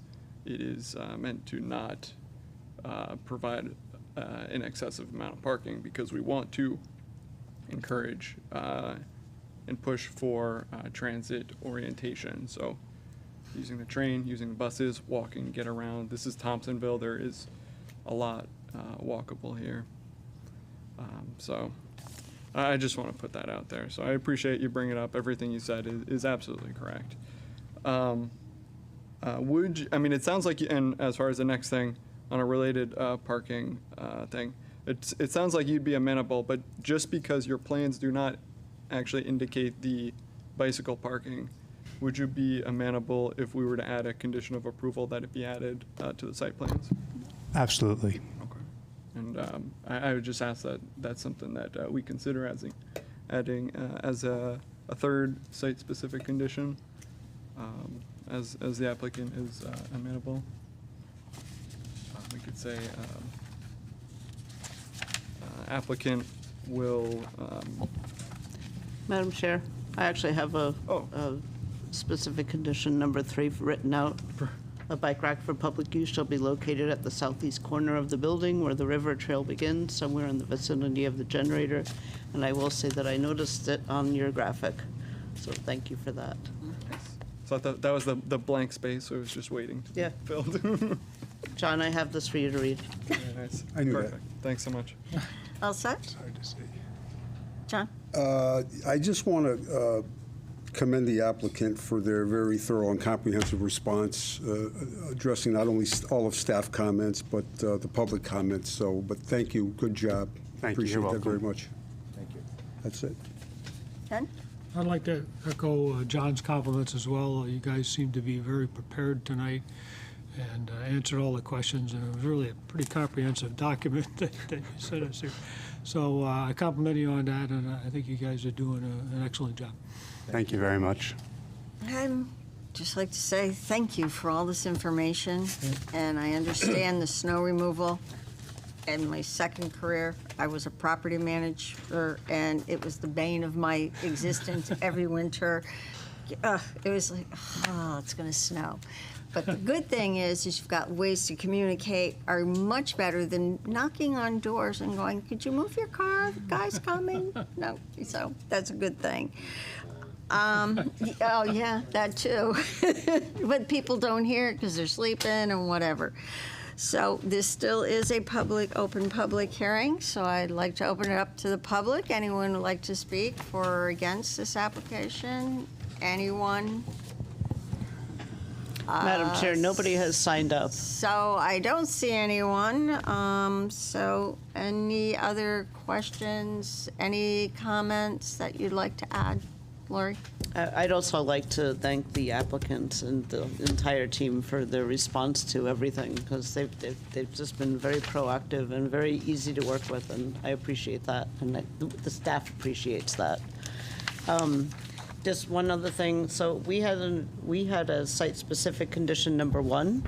An agreement will be executed for road maintenance between the developer, new owner, and the town of Enfield prior to issuance of a building permit. And I believe the applicant had proposed for CO. We would rather see that this be finalized before we actually issue a building permit, because if something goes awry, we want to make sure that it's okay. So, and you should have ample time because you've got the remediation, and I don't think it's going to be a big task. So, but I look forward to seeing this move forward. Okay. Anything else?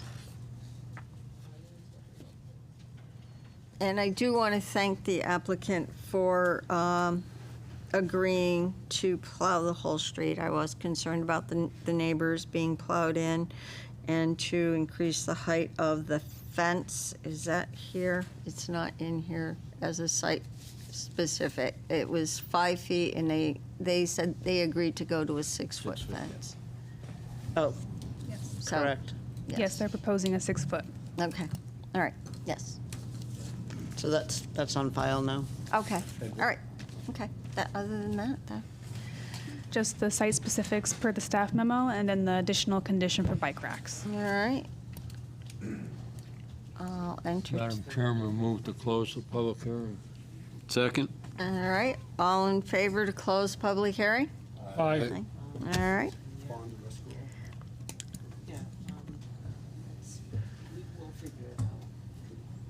All right, John, we've closed any more conversation, discussion on this? Okay. John? Yes.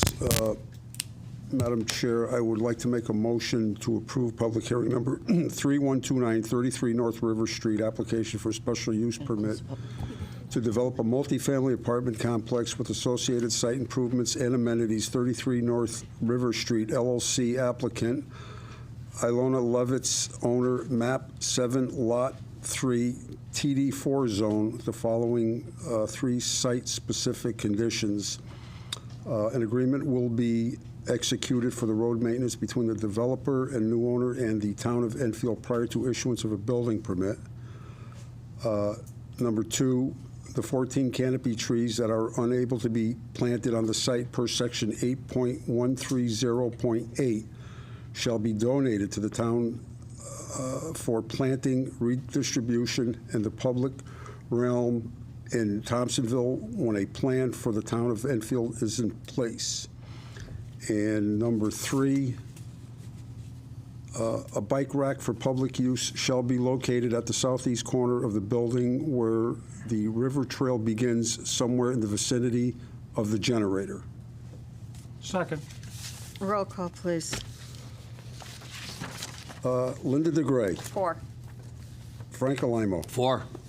Ken Helinski, 4. Vinnie Grillo, 4, Joseph Muley, 4. Terrence Lynch, 4, and John Petronella is 4. Thank you, gentlemen. Thank you. For being so Thank you. generous with your time and answering all our questions. And thank you to the staff and to our town manager, who also took my call. Thank you. Good luck.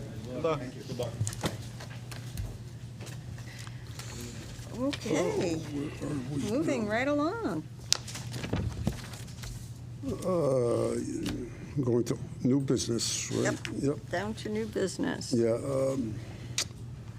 SDD 100 Bright Meadow Boulevard, an informal master plan discussion. Yes. Oh, this pile can go.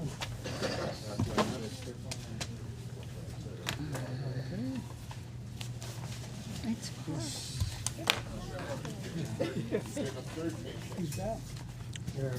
Magic narrative. Yes, I do. And this is last.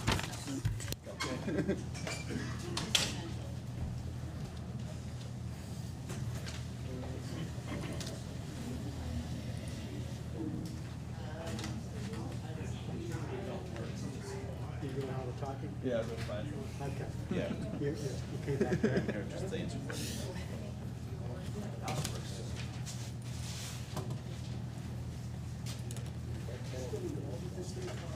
Still involved. Round two. Just let us know if you're getting sick of one.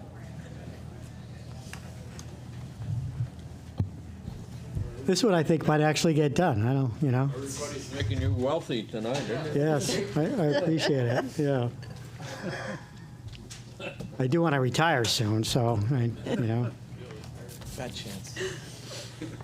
So, good evening, Madam Chair, members of the Commission, Carl Andolina, 487 Spring Street, Windsor Locks, representing the owner of property at 100 Bright Meadow Boulevard in Enfield. The owner is an LLC known as 100 Bright Meadow Associates LLC. They acquired the property, I believe, in April or May of this year from the Mass Mutual Insurance Company. And typically, when a building of this size, or any size actually, is purchased, usually they'd come before you before they buy it and make sure they can do something with it. This owner is confident in being able to deliver a project to the town of Enfield that not only meets the regulations, but will be of great benefit to the town as well as this area. You're all familiar with the property. As you know, I represented the proposed developer last go-around. It was the sports complex. That did not obviously occur, and the developer flipped his contract to the folks at 100 Bright Meadow Associates LLC, who then went ahead with the purchase and now are coming before you under your newly adopted special design district regulations. Now, we know that those regulations have been in effect for a number of years, and you've used them a couple of times. I know Blair Manor was a project done under the old section. I think the Felician Sisters was probably done. Oh, no, that one didn't get done, but a different section, and there was some other project. And then a few months ago, you guys worked through a newer version of that regulation, and so this will be the first project under that new regulation.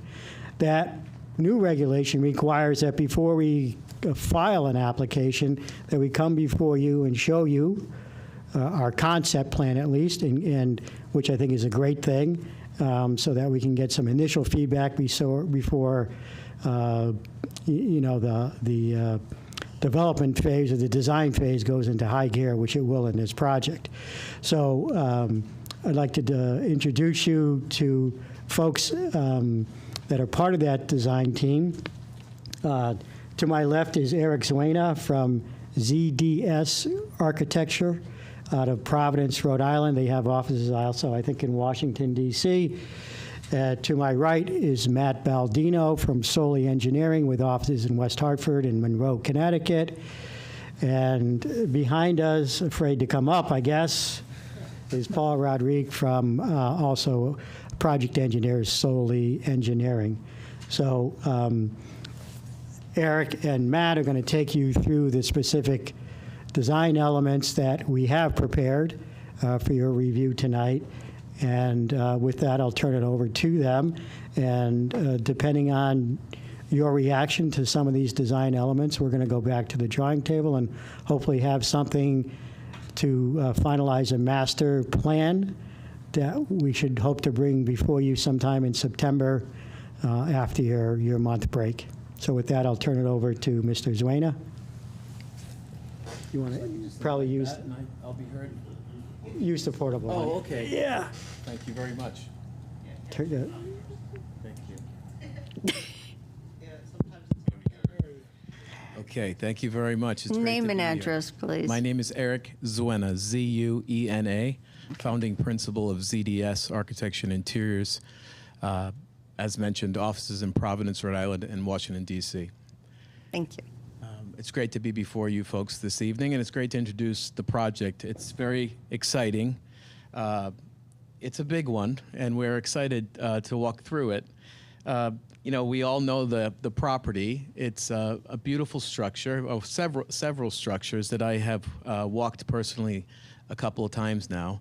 You know, it was designed for 2,200 office inhabitants and for MassMutual, and it was very well done for the use. It's you know, beautiful amenity spaces for these employees, cubicles as far as you can see in so many areas, wonderful arrival sequences, great daylighting, great landscaping. The grounds are really beautiful, well designed.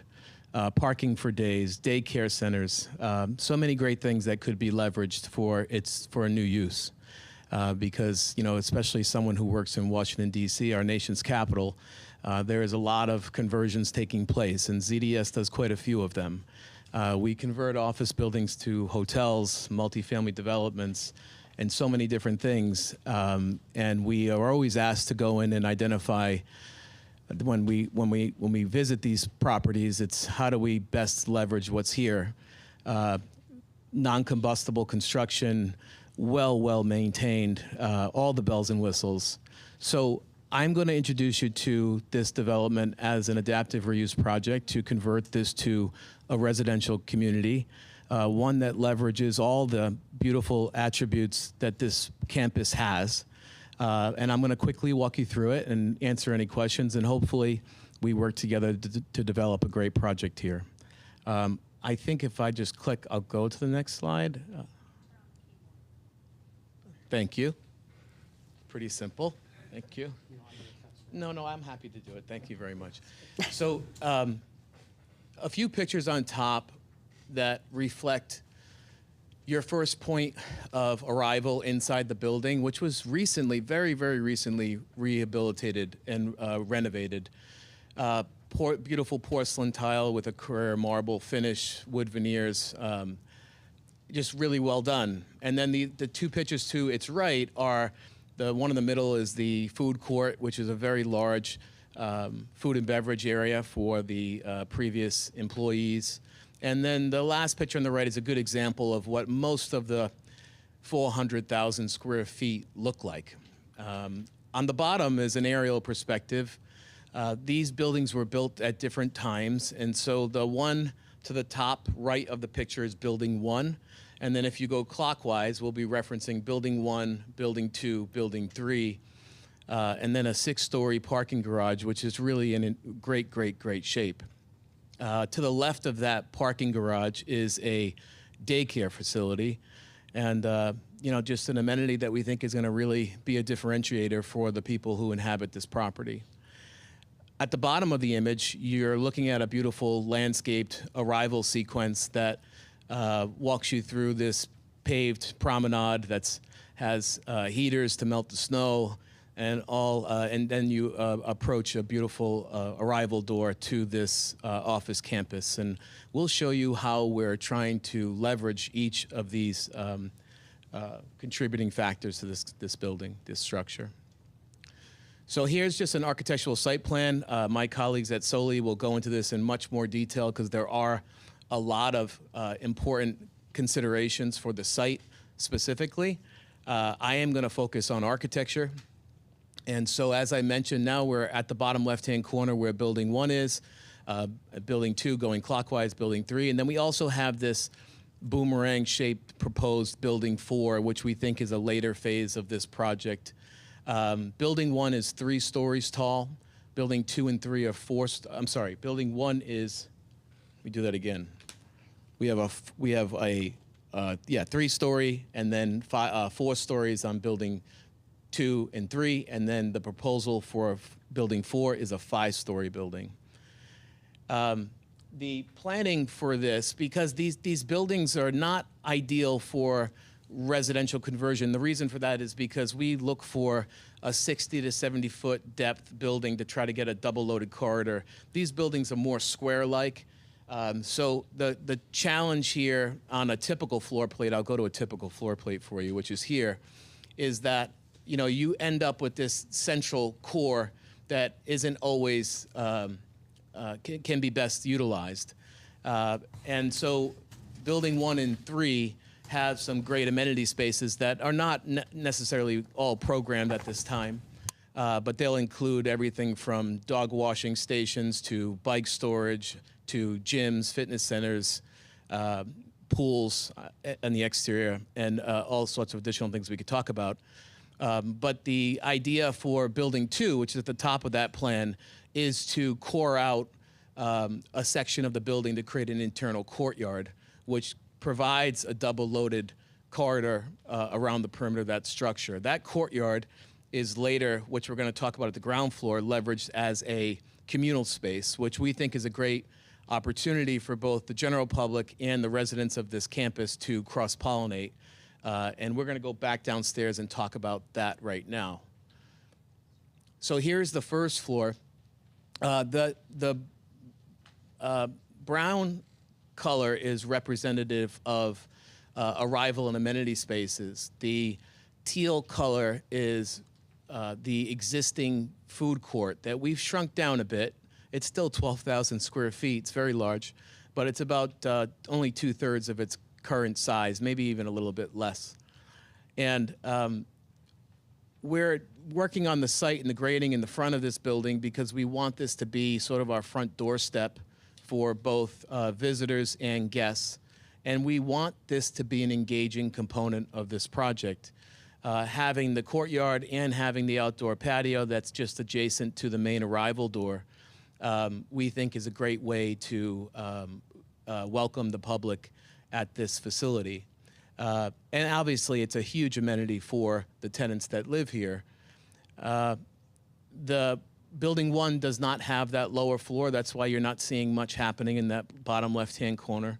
But you're seeing how we adaptively reuse these office floors to maximize the unit count in each of these buildings. And the unit specifically has been studied at length with ownership. And it's been a refreshing process because the ownership team wants to make sure that these units are really livable and one that responds to the needs of the community, which we feel like we've done some good due diligence. I think there's more to do, but some good due diligence about what the community lacks or what the housing, where the gaps are in the current housing stock in this community.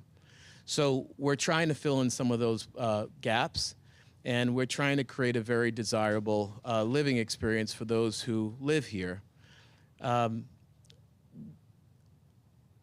I know, well, let's just continue. I know that the site, there's a lot of, topics to discuss, so I don't want to spend too long on what we would call a progress conceptual phase of work for our studio. But this is a typical unit, 2-bedroom unit, showing a gracious kitchen, eat-in kitchen, living space, walk-in closets, 2-bedroom, 2-bath. It's a well-sized unit. This one specifically is over, I want to say that's about 900 square feet. My eyes can't see that far, but thanks, Mr. Mule, for nodding. Thank you. And this is just showing, first pass at an overall aerial of the campus. And obviously, maybe there's 2 big introductions here, architecturally speaking. One is about between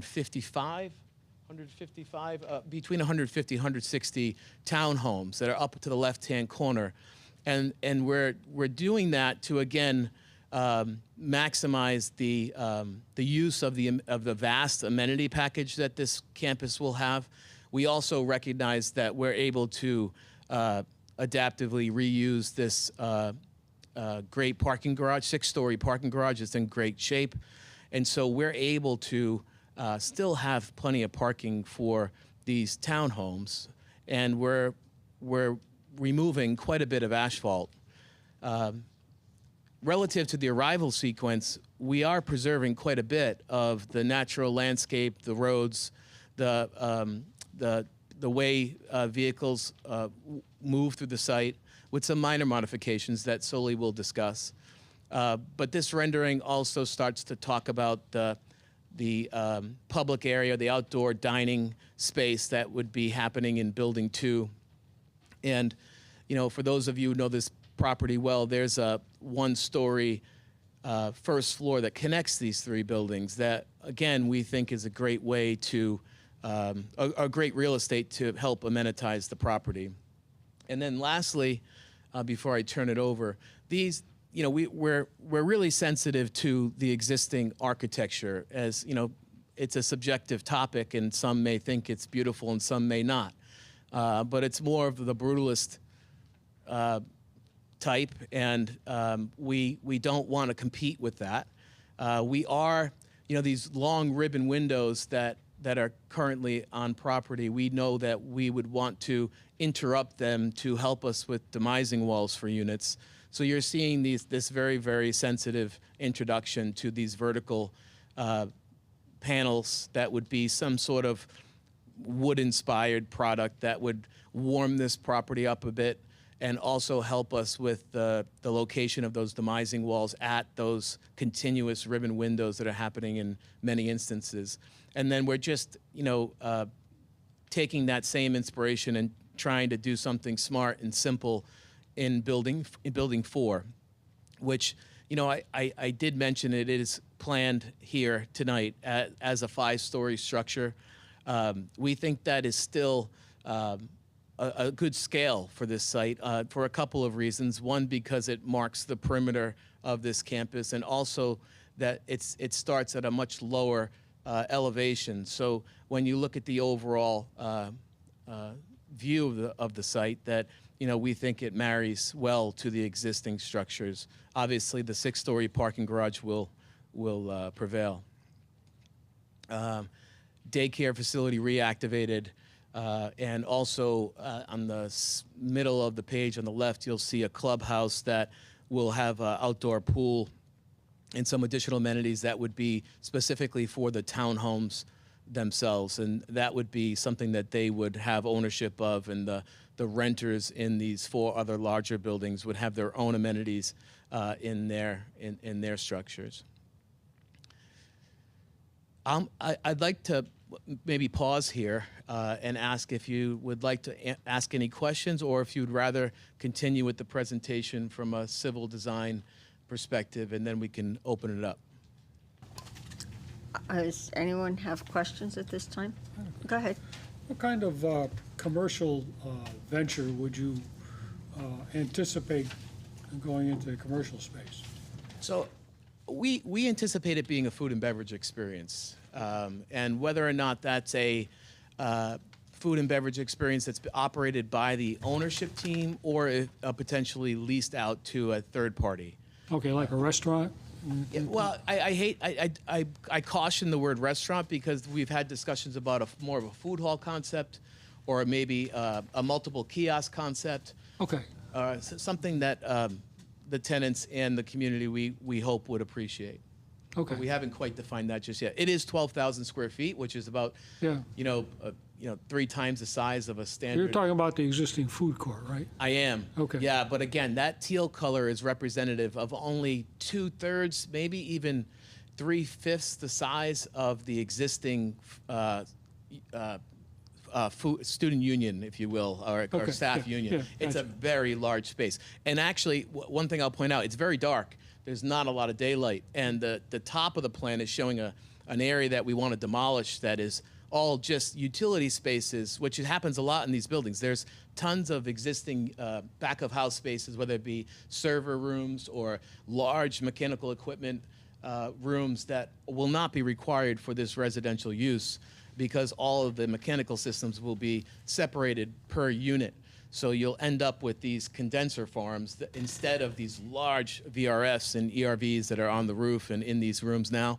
So we're able to adaptively reuse those spaces in a tremendous way too. That one specifically on the top, we want to demolish, which opens up for daylight and also provides a view back over the highway into more beautiful landscaping. So is it anticipated that the residents would be using the food area? That's correct. In addition to welcoming general public.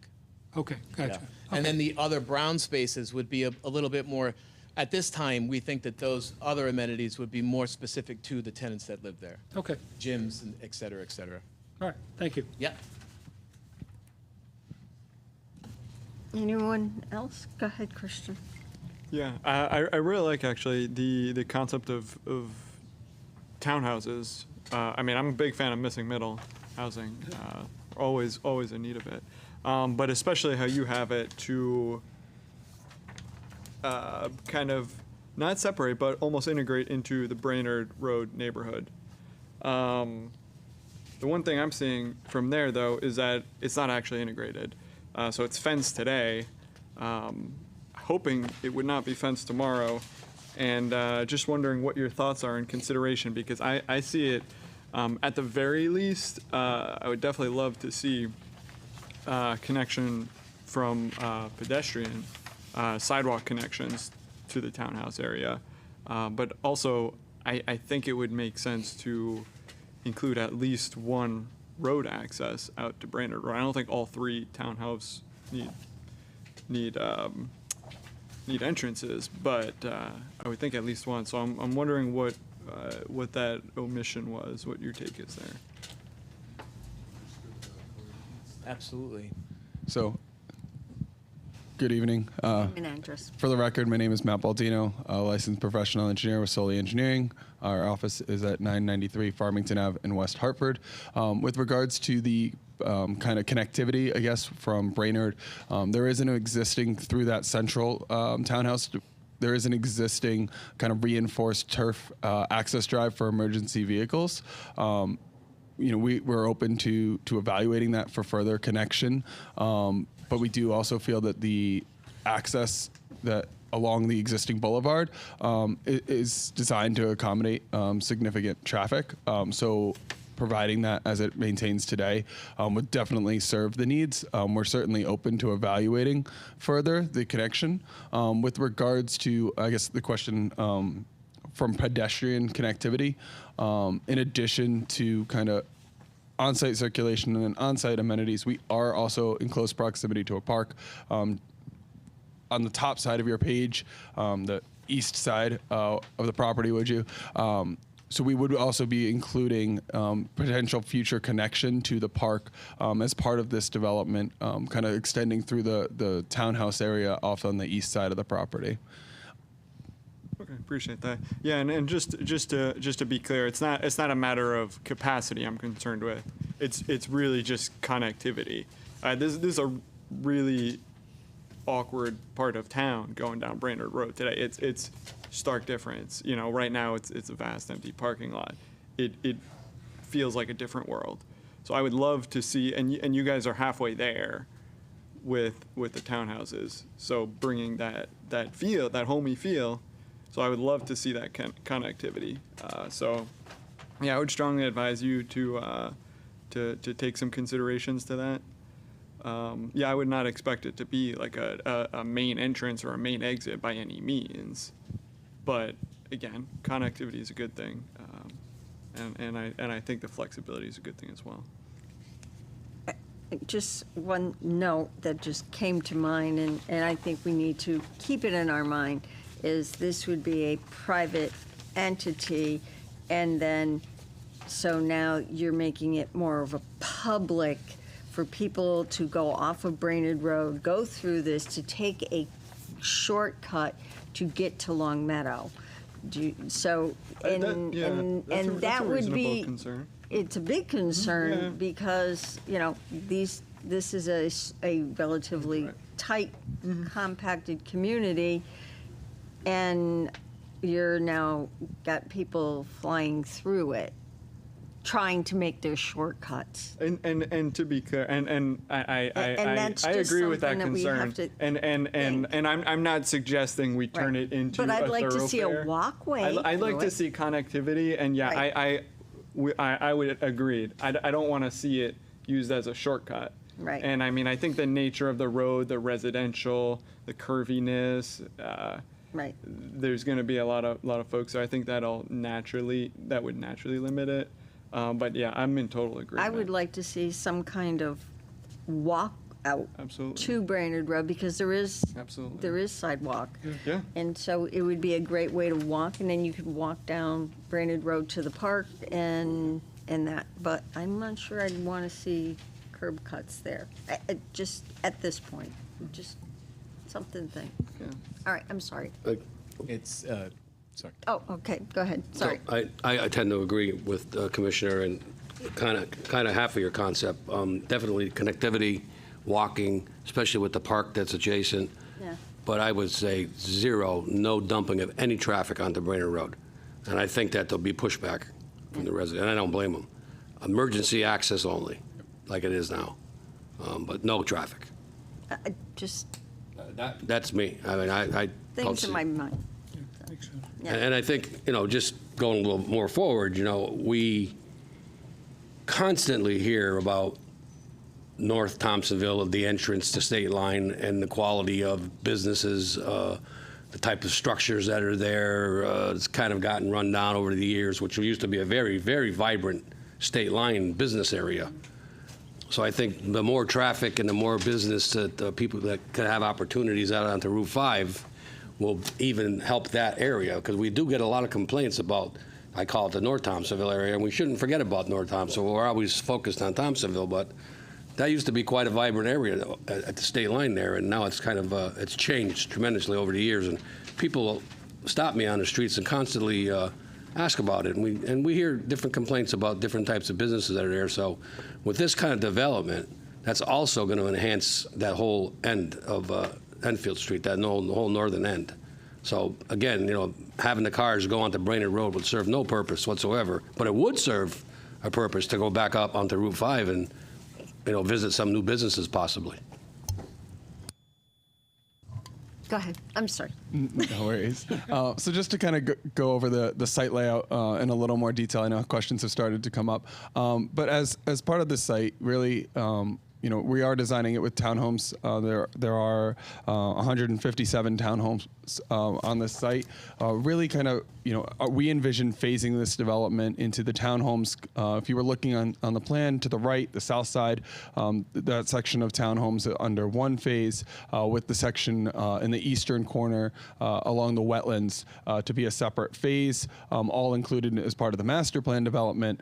Kind of townhome construction would occur simultaneously with the office renovation, and then with the additional apartment building going online. That would also be kind of in line with the second phase of the townhomes, if you would. Really with this site, the site does have a parking structure that is in excellent condition, as previously noted. And one of the things that we looked at with designing this site was inclusion of all of the different aspects that were going on here, but at the same time also making public arrival as something that was at the forefront if we are going to have a commercial space that is also accessible. So as you kind of look through the site here on the south side, you will see kind of like a private entrance or a pull-off area for the new building with some parking associated with it. Again, working on each building kind of has its own entry and arrival with some short-term parking. With long-term parking would then be utilizing that existing garage. We do have over 1,400 spaces in the existing garage structure that we want to make sure that we're utilizing. And that really allows us with a 6-story structure that does allow for parking on multiple levels, that allows us for a lot of amenity space associated with this development. So as you drive through the site and continue further into the development, what was it appears to have historically been a fountain entrance kind of before you get into the parking lot of the Mass Mutual site. We envision that as another arrival point. So you really have multiple arrival points as you go through the site, one entering the apartment living, and then as you enter the townhome stage of the development, you would have its own clubhouse and amenity area, and then extending into the townhome styles. Really what this site allows is it kind of, all stages of your apartment to townhome living, people can upsize, people can downsize, while still remaining in the community. So we feel like the mix of development that's proposed here really allows for that, either upsizing or downsizing, but still staying actively involved in your community that you may start in early on. So we feel like that's really situated in something that helps both this site specifically, but also the town as a whole. As noted, this would be an application under an SDD development. So as such, we would be looking to establish our own bulk zoning standards. In doing so, the site is currently located in the BR zone, which is really situated for the previous office use. So when we were looking to establish the proposed regulations, what we did was we also looked at the multifamily zone within the community so we could establish our requirements kind of in line with more a residential requirement. So under the multifamily, what we would propose in our SDD is 10 units per acre. And as mentioned, we do envision both phasing this development and also subdividing this development. The townhomes development, as mentioned, the south section would be one lot. The top of your page or the east of the property would be another, and then allowing for another lot for the apartments, and then the existing apartments on one, and the proposed apartment building on another lot. Maybe this site plan would help. I know it's small, but this does show the 4 different lots labeled. Yes, and included in the master plan, we can certainly kind of bold that line a little bit further to kind of explain that. But, of the requirements, really we're looking for a 6-story requirement, which would allow us to keep the existing parking garage structure compliant. So we would be maintaining the existing BR zones kind of height requirements just to again continue to have a conforming parking garage structure on site. As mentioned, the proposed apartment building is 5 stories, and the existing apartment buildings are 3 and 4 stories respectively. The daycare would remain as part of the property as well, as one of the amenities associated with this. Overall, utilizing the existing green space that we can, and then also expanding on that in some of those parking areas, providing additional separation between the townhome developments. Just to the southeast of the parking garage is an existing kind of detention basin, retention basin, wetland area. We would propose to be reutilizing that, and we would obviously we would also be before the Wetlands Commission.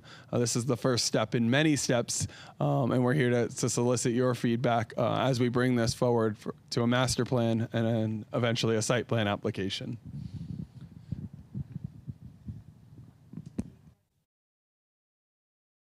Denny, you look like you're ready. No, I'm not following, it's just something that's, Good. because he wanted my opinion, right? Yeah. So I have to give it You to gotta him, give right? it to him. Okay, yeah, I know you're listening.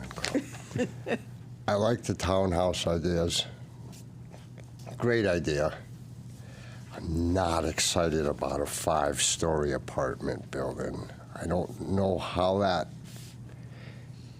fits in there, especially with the other buildings being all 3 stories. It's not a killer or anything, don't get me wrong, I'm just saying, the townhouses, those look phenomenal. I mean, that'd be really a great idea, and I get the other ones, but the 5 story, you're kind of proposing you're building out, that's not even existing. All the other buildings are 3 stories. Why? Well, I know why you're throwing in a 5-story. You just added another probably 60 more apartments, but is there another reason why you're going with the 5-story? I'm just curious. Once again, this isn't just for my own. I'm happy to give some feedback on that. So, the existing 3 buildings are not very efficient, as I mentioned earlier. You know, out of all that 398 or 400,000 square feet, there are only 178 units we're yielding from those structures, and the adaptive reuse of those structures is going to be labor intensive. There is quite a bit of work to do there to get those units. The floor-to-floor heights are also pretty good. They're pretty tall, and those 3 buildings sit on a higher elevation than where the building 4 is being proposed. So we think that with to increase density, right, to help with the vibrancy of this micro neighborhood, if you will, and to and leveraging the topography being lower, in addition to a smaller floor-to-ceiling height or floor-to-floor height, we're able to execute a 5-story building that would be lower than the 3- and 4-story buildings that are there today. So the 5-story from a scale perspective, as a site, that 5-story building will not be standing tall over the existing structures at all. Instead, it's still quite dwarfed by the 6-story parking garage and the existing, just not to correct you, but the existing buildings are both 3 and 4 stories. So 2 of the buildings 2 and 3, which are closest to the building, building 4, are 4 stories. Okay. And they're higher than the ground floor of building 4. So, you know, I'm not saying that it's not bold, but those are the reasons why we think a 5-story structure is still being sensitive to the context that we have. I don't know. A good question was asked, you know, what are the heights, right? So we could, maybe at our next discussion, we can bring in a good study of the existing heights relative to topography in relationship to the new 5-story structure with its topography in place. I'm assuming they're a minimum of 10 feet, especially in that building. Yeah. Oh, floor to floor? Yeah. Floor to floor heights? Yeah. They're at least, some of which are 11 and 12. Right. Yeah, they're pretty generous. Which obviously is good for the livability of the units, but you know, we think we could steal a 6 inches or so from each floor and still give someone a really desirable unit. Okay. Thank you. So, just to dovetail off of Vinny saying, the difference is you're constructing a 5-story residential structure versus a 4-story or 3-story commercial structure, which requires higher ceilings, higher floors. So what you're saying is exactly right. The buildings aren't going to be, this 5-story building is not going to be bigger than the other buildings. It's going to be constructed as residential height. Correct. Rather than commercial height, That's office correct. buildings. That's correct. You got office buildings versus Steel, concrete decks Right. versus a wood frame construction. So Right. for a number of reasons, that floor-to-floor assembly is going to be short. right, 2 different types of construction. And two different uses as designed. Right. Yeah. Okay, that makes sense. Anyone else? Yeah, I got a question. I assume that this is going to be a multi-phase project, 4 or 5 phases anyway. So just caution that as you go forward, you should probably give that some consideration to kind of present it as such, because we always have applicants coming in with large projects, and then after it's approved, then they come back afterwards. Well, we're going to phase this thing because of this and that, and there's a lot of reasons. But obviously, I see 4 or 5 phases here potentially. Yeah, that's going to be part of our master plan as a phasing plan Right, as well. Right. exactly. Yeah. Sure. Mr. Petronello, the goal or the directive that we've received from ownership is that the first phase is to reactivate the existing structures. Mhm. That's the nucleus of the project, right? Activate the amenity spaces, get people in those units, and then think about the townhomes. Mhm. Building 4 is the last, the new residential building that we were just discussing would be the last phase. Yeah, even such, the townhomes, I see that as 2 or 3 phases. There's so many of them.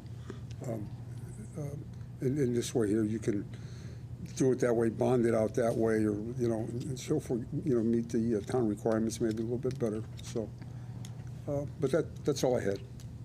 Thank you. Terrence?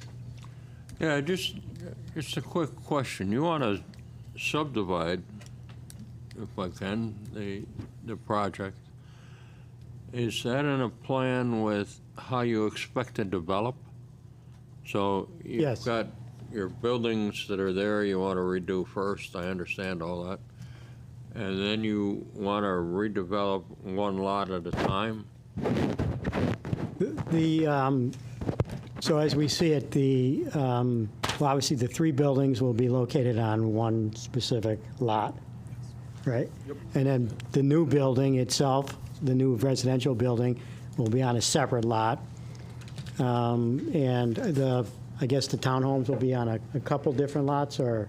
So as we have it now, there's lot 1 would be the daycare. The lot 2 would include all of the apartment buildings, just due to the separation. The new apartment building will be on the same lot as the 3 office conversions. Again, kind of subdividing and phasing will be a little different here. So if you were to, I guess, draw a line kind of across your page from the top of that lighter green retention area straight across, that's where we divide those townhomes in order to meet the bulk standard requirements for the lots, and establish 4 conforming lots. So that would be the top, let's see, 6 buildings on the top right corner of your screens now. Those would be included in a lot that also encumbers the townhomes on the eastern side of the property. And from a phasing perspective, we envision, the clubhouse and the 3 kind of townhomes that as you first pull in, to be like model units. So as they build out the rest of the development, so no one's driving through a construction site as we phase this and sequence it kind of further and further into the property. Okay. Thank you. Follow up on that? Okay. And then, Yeah, do you have any feel for what the rental price would be for the apartments? I mean, would any of them be affordable housing, classified as affordable? No, our intention Okay, is so they they're gonna would be all be more- market rate. They're going to be market rate, more Yes. upscale. How about the cost of the townhomes? Any- Who can say in this market what they'll be in a year and a Well, I half or know, 2 years? but they're not going to be $100,000. No, I was driving down. Nothing is $100,000 anymore. I was driving down to Nothing. Field. I'm just trying to get a feel for you. I was driving down to Field Road today to visit a friend, and there's 4 houses like right in a row for sale. And he told me that the cheapest one was like $350. Oh, I know, yeah. So I was like, Okay, thank you. yeah. I have a follow-up on that. Oh, I'm sorry. Christian? Yeah, one is kind of an observation, somewhat related to asking about the housing. But I noticed, so adaptive reuse of especially modern office buildings is very difficult. So kudos to even considering it. But I noticed it creates some really interesting floor plans. Really big units. So I mean, I know, I'm sure it's subject to change, of course. Is that you guys gonna? I mean, to me, I'm not an expert in the market, but that seems incredibly unique. So is that something that you guys are planning to kind of market as like a differentiator? Like these are very spacious 1 and 2 bedrooms. So that's one, and then 2 is just if you can just clarify. Where there's a few demo 1-story structures, if you could and partial demo 1-story structure, if you can just kind of explain what those are. My pleasure. Yes, a differentiator relative to the comment about larger units. In addition to larger units, we have. I'm sure you've all been to the site. When you arrive at that site, you've arrived. You kind of drive up the hill, you go through the gate. We're going to get rid of that security gate there, but there'll be that dump off on the right-hand side to go into the public domain where that food court could be. You can dump off to the left to take someone who doesn't live here, maybe taking their child to the daycare facility that exists today. So leveraging that immediate arrival sequence is really important. And for us as a design firm, set the tone for what the standard of living here wants to be, in addition to our client telling us what he wants. But the table was set to do something that was differentiated from other developments. To go beyond that, I didn't talk much about the amenity spaces, but both the clubhouse would have their own outdoor pool, the space between building 1 and 3, which right now is just a field of mechanical units, will be a pool for those units. They'll like high-end gym equipment and fitness center, great food court where we're welcoming the community. So we think that the current campus has all the bones to do something really special and smart with what's there. And so, yes, this is a differentiating product. And we think we're doing it in a very sustainable way because a lot of the bones are there. It's just about us being a little creative with how we adaptively reuse them. The units are a little large or gracious, but we think that's going to help. And we will see the return of that with market. On the townhomes, Mr. Hlinsky, we started to design those townhomes, and at the next hearing, we certainly will bring you elevations of them. But they're all, 2-bedroom, 2.5 bath. They're garages. They're, open great room, kitchen, living room experiences. They're nice. They're nice townhomes. And the challenge for us is to make sure that when you look at the whole campus in its entirety, that the architecture all speaks a common language. And that's probably the most challenging part of what needs to be done, because of the existing architecture of those office buildings is prominent. Very distinct. For better or worse. But we're excited. We're very excited. And also that parking garage, as you move past that first arrival sequence for general public, you then have the opportunity to park in a sheltered parking garage or drive up to either building 1 or 3 and drop your car off and have a valet service go park it for you, bring your groceries in, right? So these are ideas that we're talking about with ownership for this property that we think are going to really be a great product for this market. And we think the market's calling for it. But I don't think any of us, not being real estate professionals, can put a price tag on anything that we're talking about tonight. Maybe sometime in the near future. And just as far as those one-story structures, can you just? Oh, sorry. Yeah. All the one-story structures are either loading docks or mechanical, like appendages, one-story appendages on the existing larger buildings that we do not need. So just if we're demolishing it, we're looking at it as an opportunity for more landscaping or an opportunity for some outdoor dining space relative to that food court space. But all the demolition, and the only other moment of demolition is just to break down, to get more daylight in the first floor amenities. So this area right here, because that connection, that one-story connection between these 3 buildings is somewhat sprawling, and it creates this little cavernous experiences. So by demolishing that area right in here, that opens up the window walls of the true 3- and 4-story buildings to get that daylight and to capitalize on more units in those spaces. And it will create an additional exterior courtyard for the residents. Thanks for that. All set? Yeah.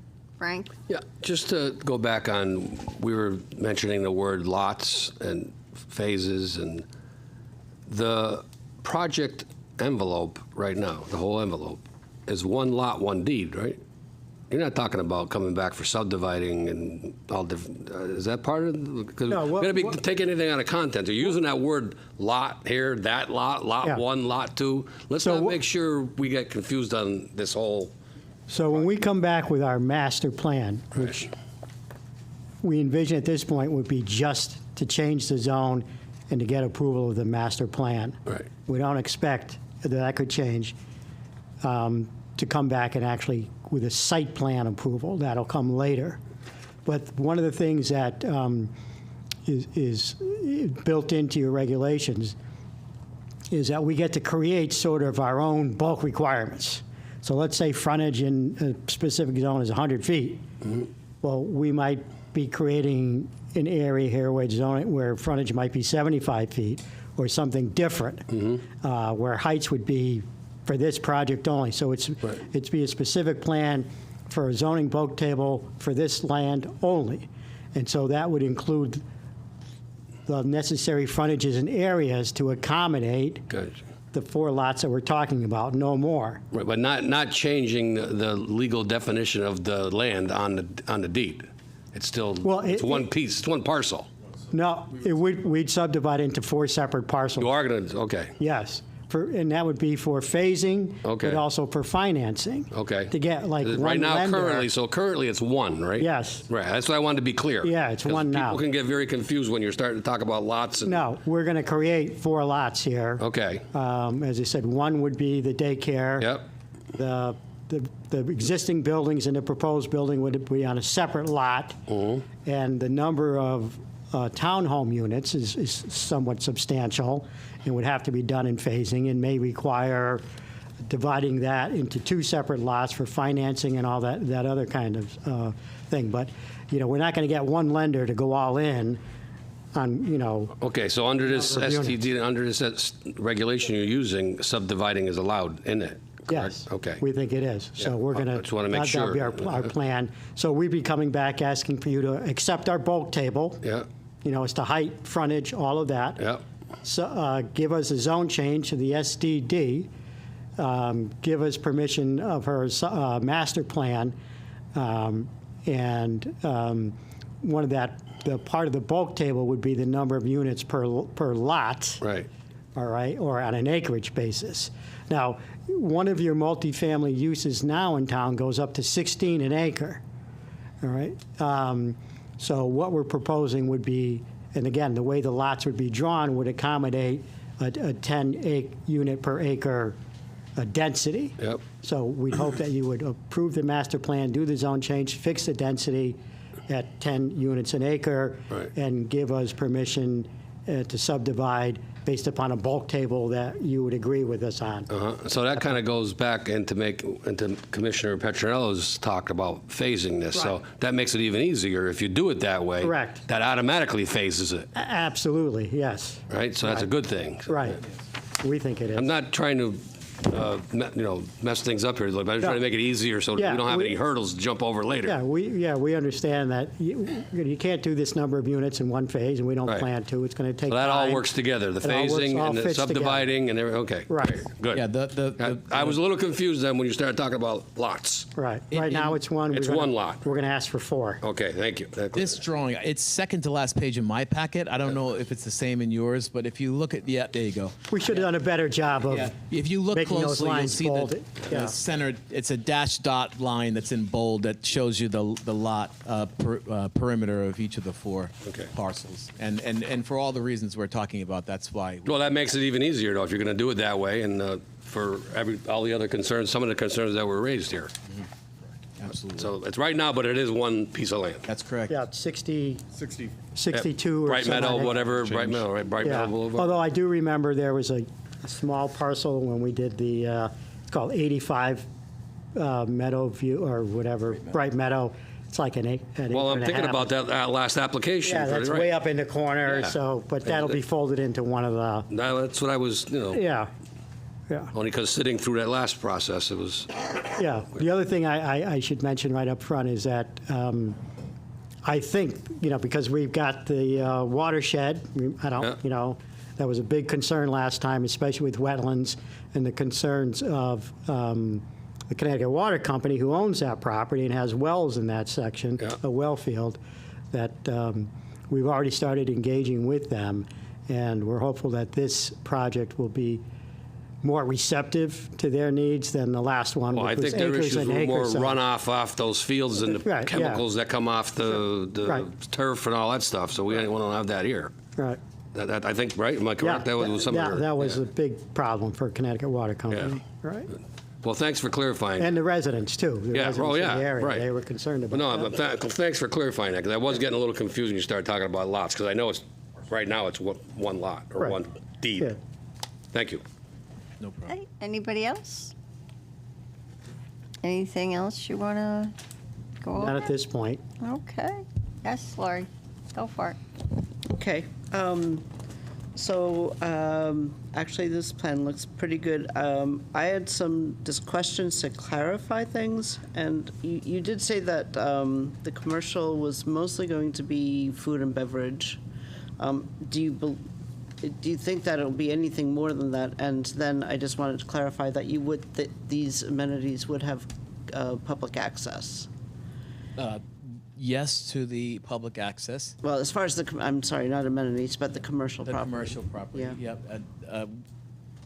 That 12,000, that earmarked 12,000 square feet is a large number. Mm-hmm. It is currently about 20,000 square feet of space. Yeah, I've been in there. Yeah, it's vast. It's a lot of houses in there. I think it's going to depend on the third-party tenant, how much space they can afford to lease and still be successful, and if there's anything left over for maybe things that we could think of would be like a sundry shop for the residents, or maybe a complimentary coffee shop to maybe more of a lunch dinner program restaurant. There are multiple opportunities there.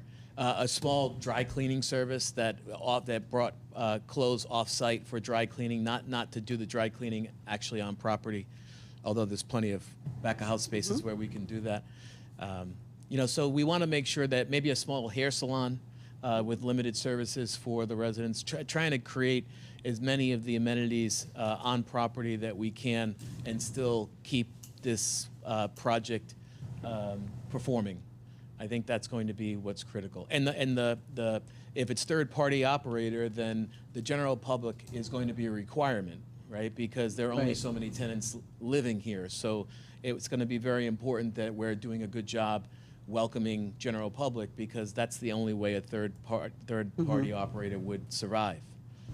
Right. So I guess I would just want to just reiterate that you need to provide for adequate parking for the commercial spaces based on whatever the uses are, which of course it's pie in the sky right now, but certainly. We'll have the opportunity to do that. We are very overparked with the parking garage structure on site, Yeah. so we don't see that any of the uses that could fill that space would result in a parking deficiency. Okay. So it was recommended that you have a walkway to Brainerd Road, and I think that's a great idea. I'm grappling with the subdivision aspect of this and the new Vulcan areas, and we'll certainly have to sit down and talk about that. And when I'm looking at the Vulcan area table, it's a little confusing as to where your frontages are and things like that, because the roads internal are not really roads. So we'll have to work on that. What was the other thing? Yeah, the required parking. I believe that there was a bus stop there for Mass Mutual. Is that something that you're going to be considering? I hope. I mean, I think we want people to have as many alternate means of transportation on property as possible. So, yeah, if it's there now and we have a chance to reuse it, we will. Okay, that's great. All right, that's pretty much it. Public access, yeah, so public access, yeah, I think the subdivision was my biggest kind of question mark. Oh, I shouldn't have said nothing. Lori, one thing, that bus stop is still there on Enfield Street. I'm not sure, but it's not operational. Yeah, it stops. Oh, it is? Yeah.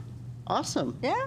Okay. Great. It's not. I'm not sure who's it is using part it. of the 905 route that Yeah, is there, it but is. it's Okay, not good. every single trip. It's Right. like one out of every 3 or 4 trips. If there's I feel. someone there, they'll stop, and if there's not, they just keep going, so. Yeah. Yeah, so, yes, And Frank? talking about the So- buses and the transportation, it seems like the applicant before you, the customer here is going to be that transit-orientated age group, I think. Can you envision probably some kind of service? There's only one exit up the highway going from your project to the train station? Just bus that doesn't know. Right, that bus that, Yeah. but will The bus route, I believe, currently it services get it to go? that, I and mean, I think that would be a great fit to utilize the train station with this project. yeah, I think it's something it would certainly be marketed as accessible to the train route as Yeah. well. Yeah. That'd make make him happy too. no, I'm trying to help you. Every meeting I try to help you. It's a good idea, right? The current bus route, it goes Yeah. from there up Route 5. But it can go right up 91, one stop, and I'd do. I mean, The perfect. current one does It go. does, yeah. It goes I goes mean, down Route 5, makes been a right doing at that. Town Hall. But And it doesn't go. That was a But there's no kid. train station now. Right I'm saying. now, That's the yeah. thing. No, I'm just When the saying. train station Look gets at- added, Yeah. They'll probably add yeah, that's great. That'd be a good thing. Thank you. All right.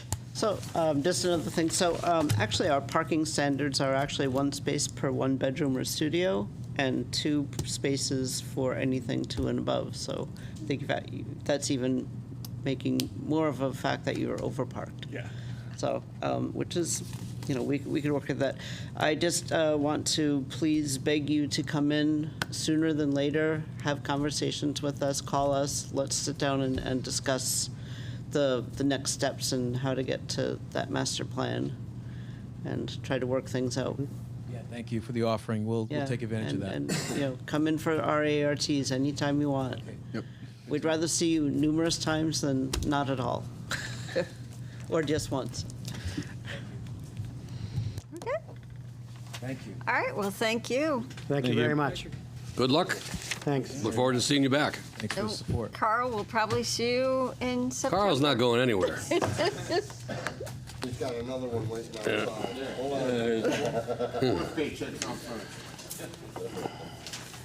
He's gonna take a couple of weeks off though. He already got enough for tonight. Okay. Good night. Good Carl. night. Commissioners' correspondence. Christian, anything? Nothing here. Nothing? Okay. Anybody? No?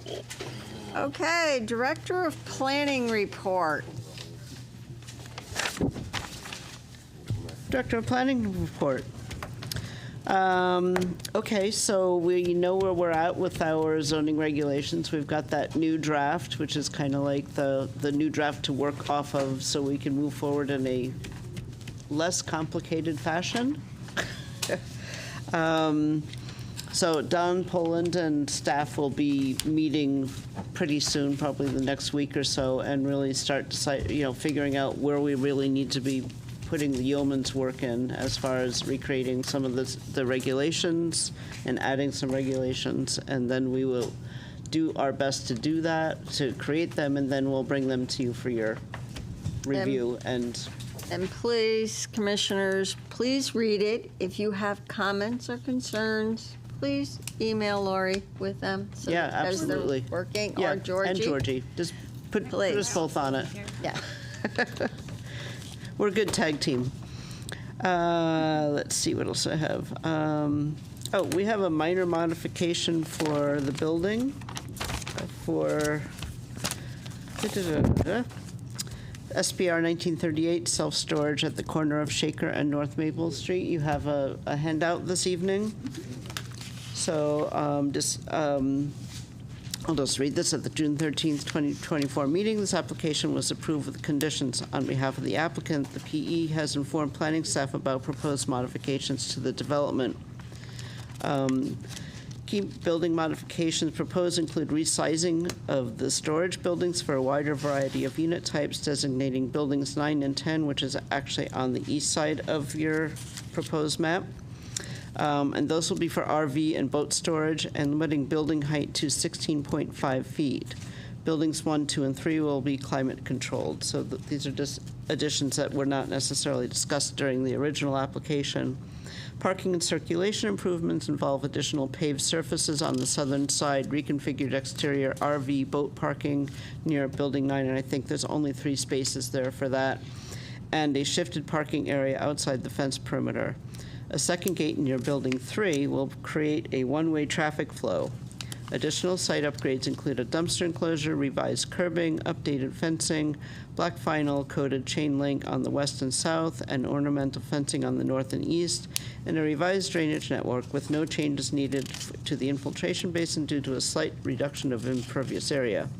Further details of these changes can be found within the PE's emailed narrative. So we believe that this falls under section 9.10.7C, which is the modifications of approved site plans when minor changes to to an approved site plan or requested which do not require additional parking spaces, which they do not. They're actually using their reserved parking spaces that they did not plan on using. They are limited to minor alterations of existing additional parking spaces, which is correct, and are limited to minor alterations of existing buildings or sites. And basically, they're making a couple buildings larger so they could fit RVs and boats inside of them, and a couple of the buildings will be a little bit smaller. So we're asking if this could be approved by myself, or would you rather have them come in? And realistically, you're just looking at the second site plan page. Sorry about that. If you look under Building 9, just underneath it, so the second building from the right, going to the left, there's 3 parking spaces for RVs, and then the parking on the bottom was going to be reserved, and now it's going to be actually utilized. But realistically, the overall parking and layout and the buildings have remained the same. They're just adding a little bit more amenities. I really don't have a problem with it.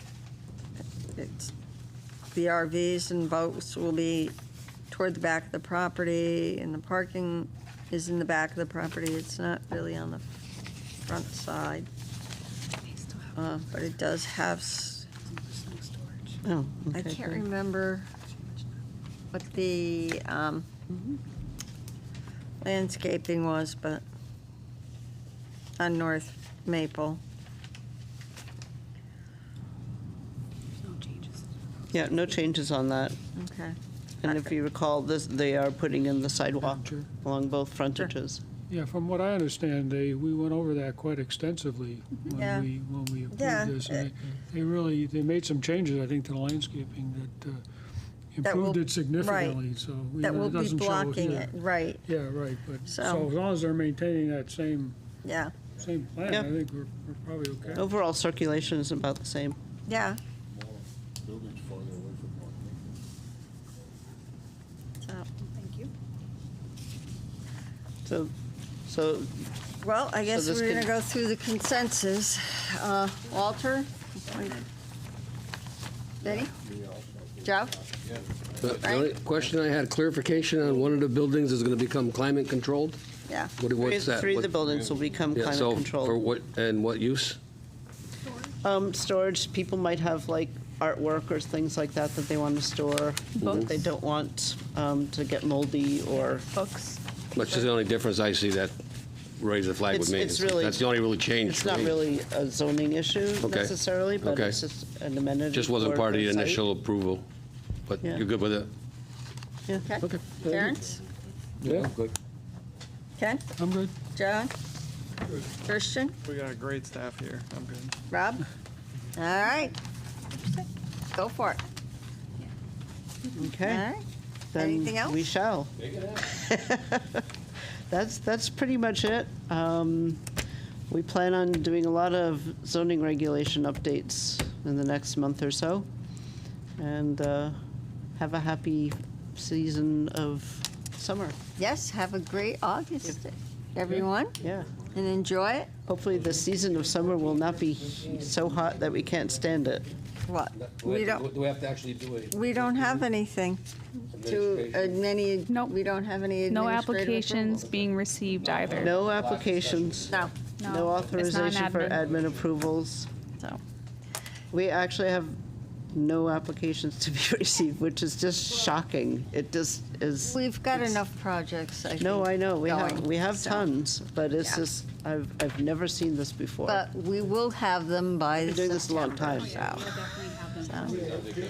Oh, yeah, you'll get something Yeah, for you'll get a September. couple. Yes. I'll bet you'll see. If you guys all take the month of August off, we won't have to worry about any until October or November. Because they won't be able to come in and talk to you. Okay, Walter, we We'll got be to. here. Motion to adjourn. Second. All right. All in All right, favor? thank Aye. you. 43 All in p.m. favor,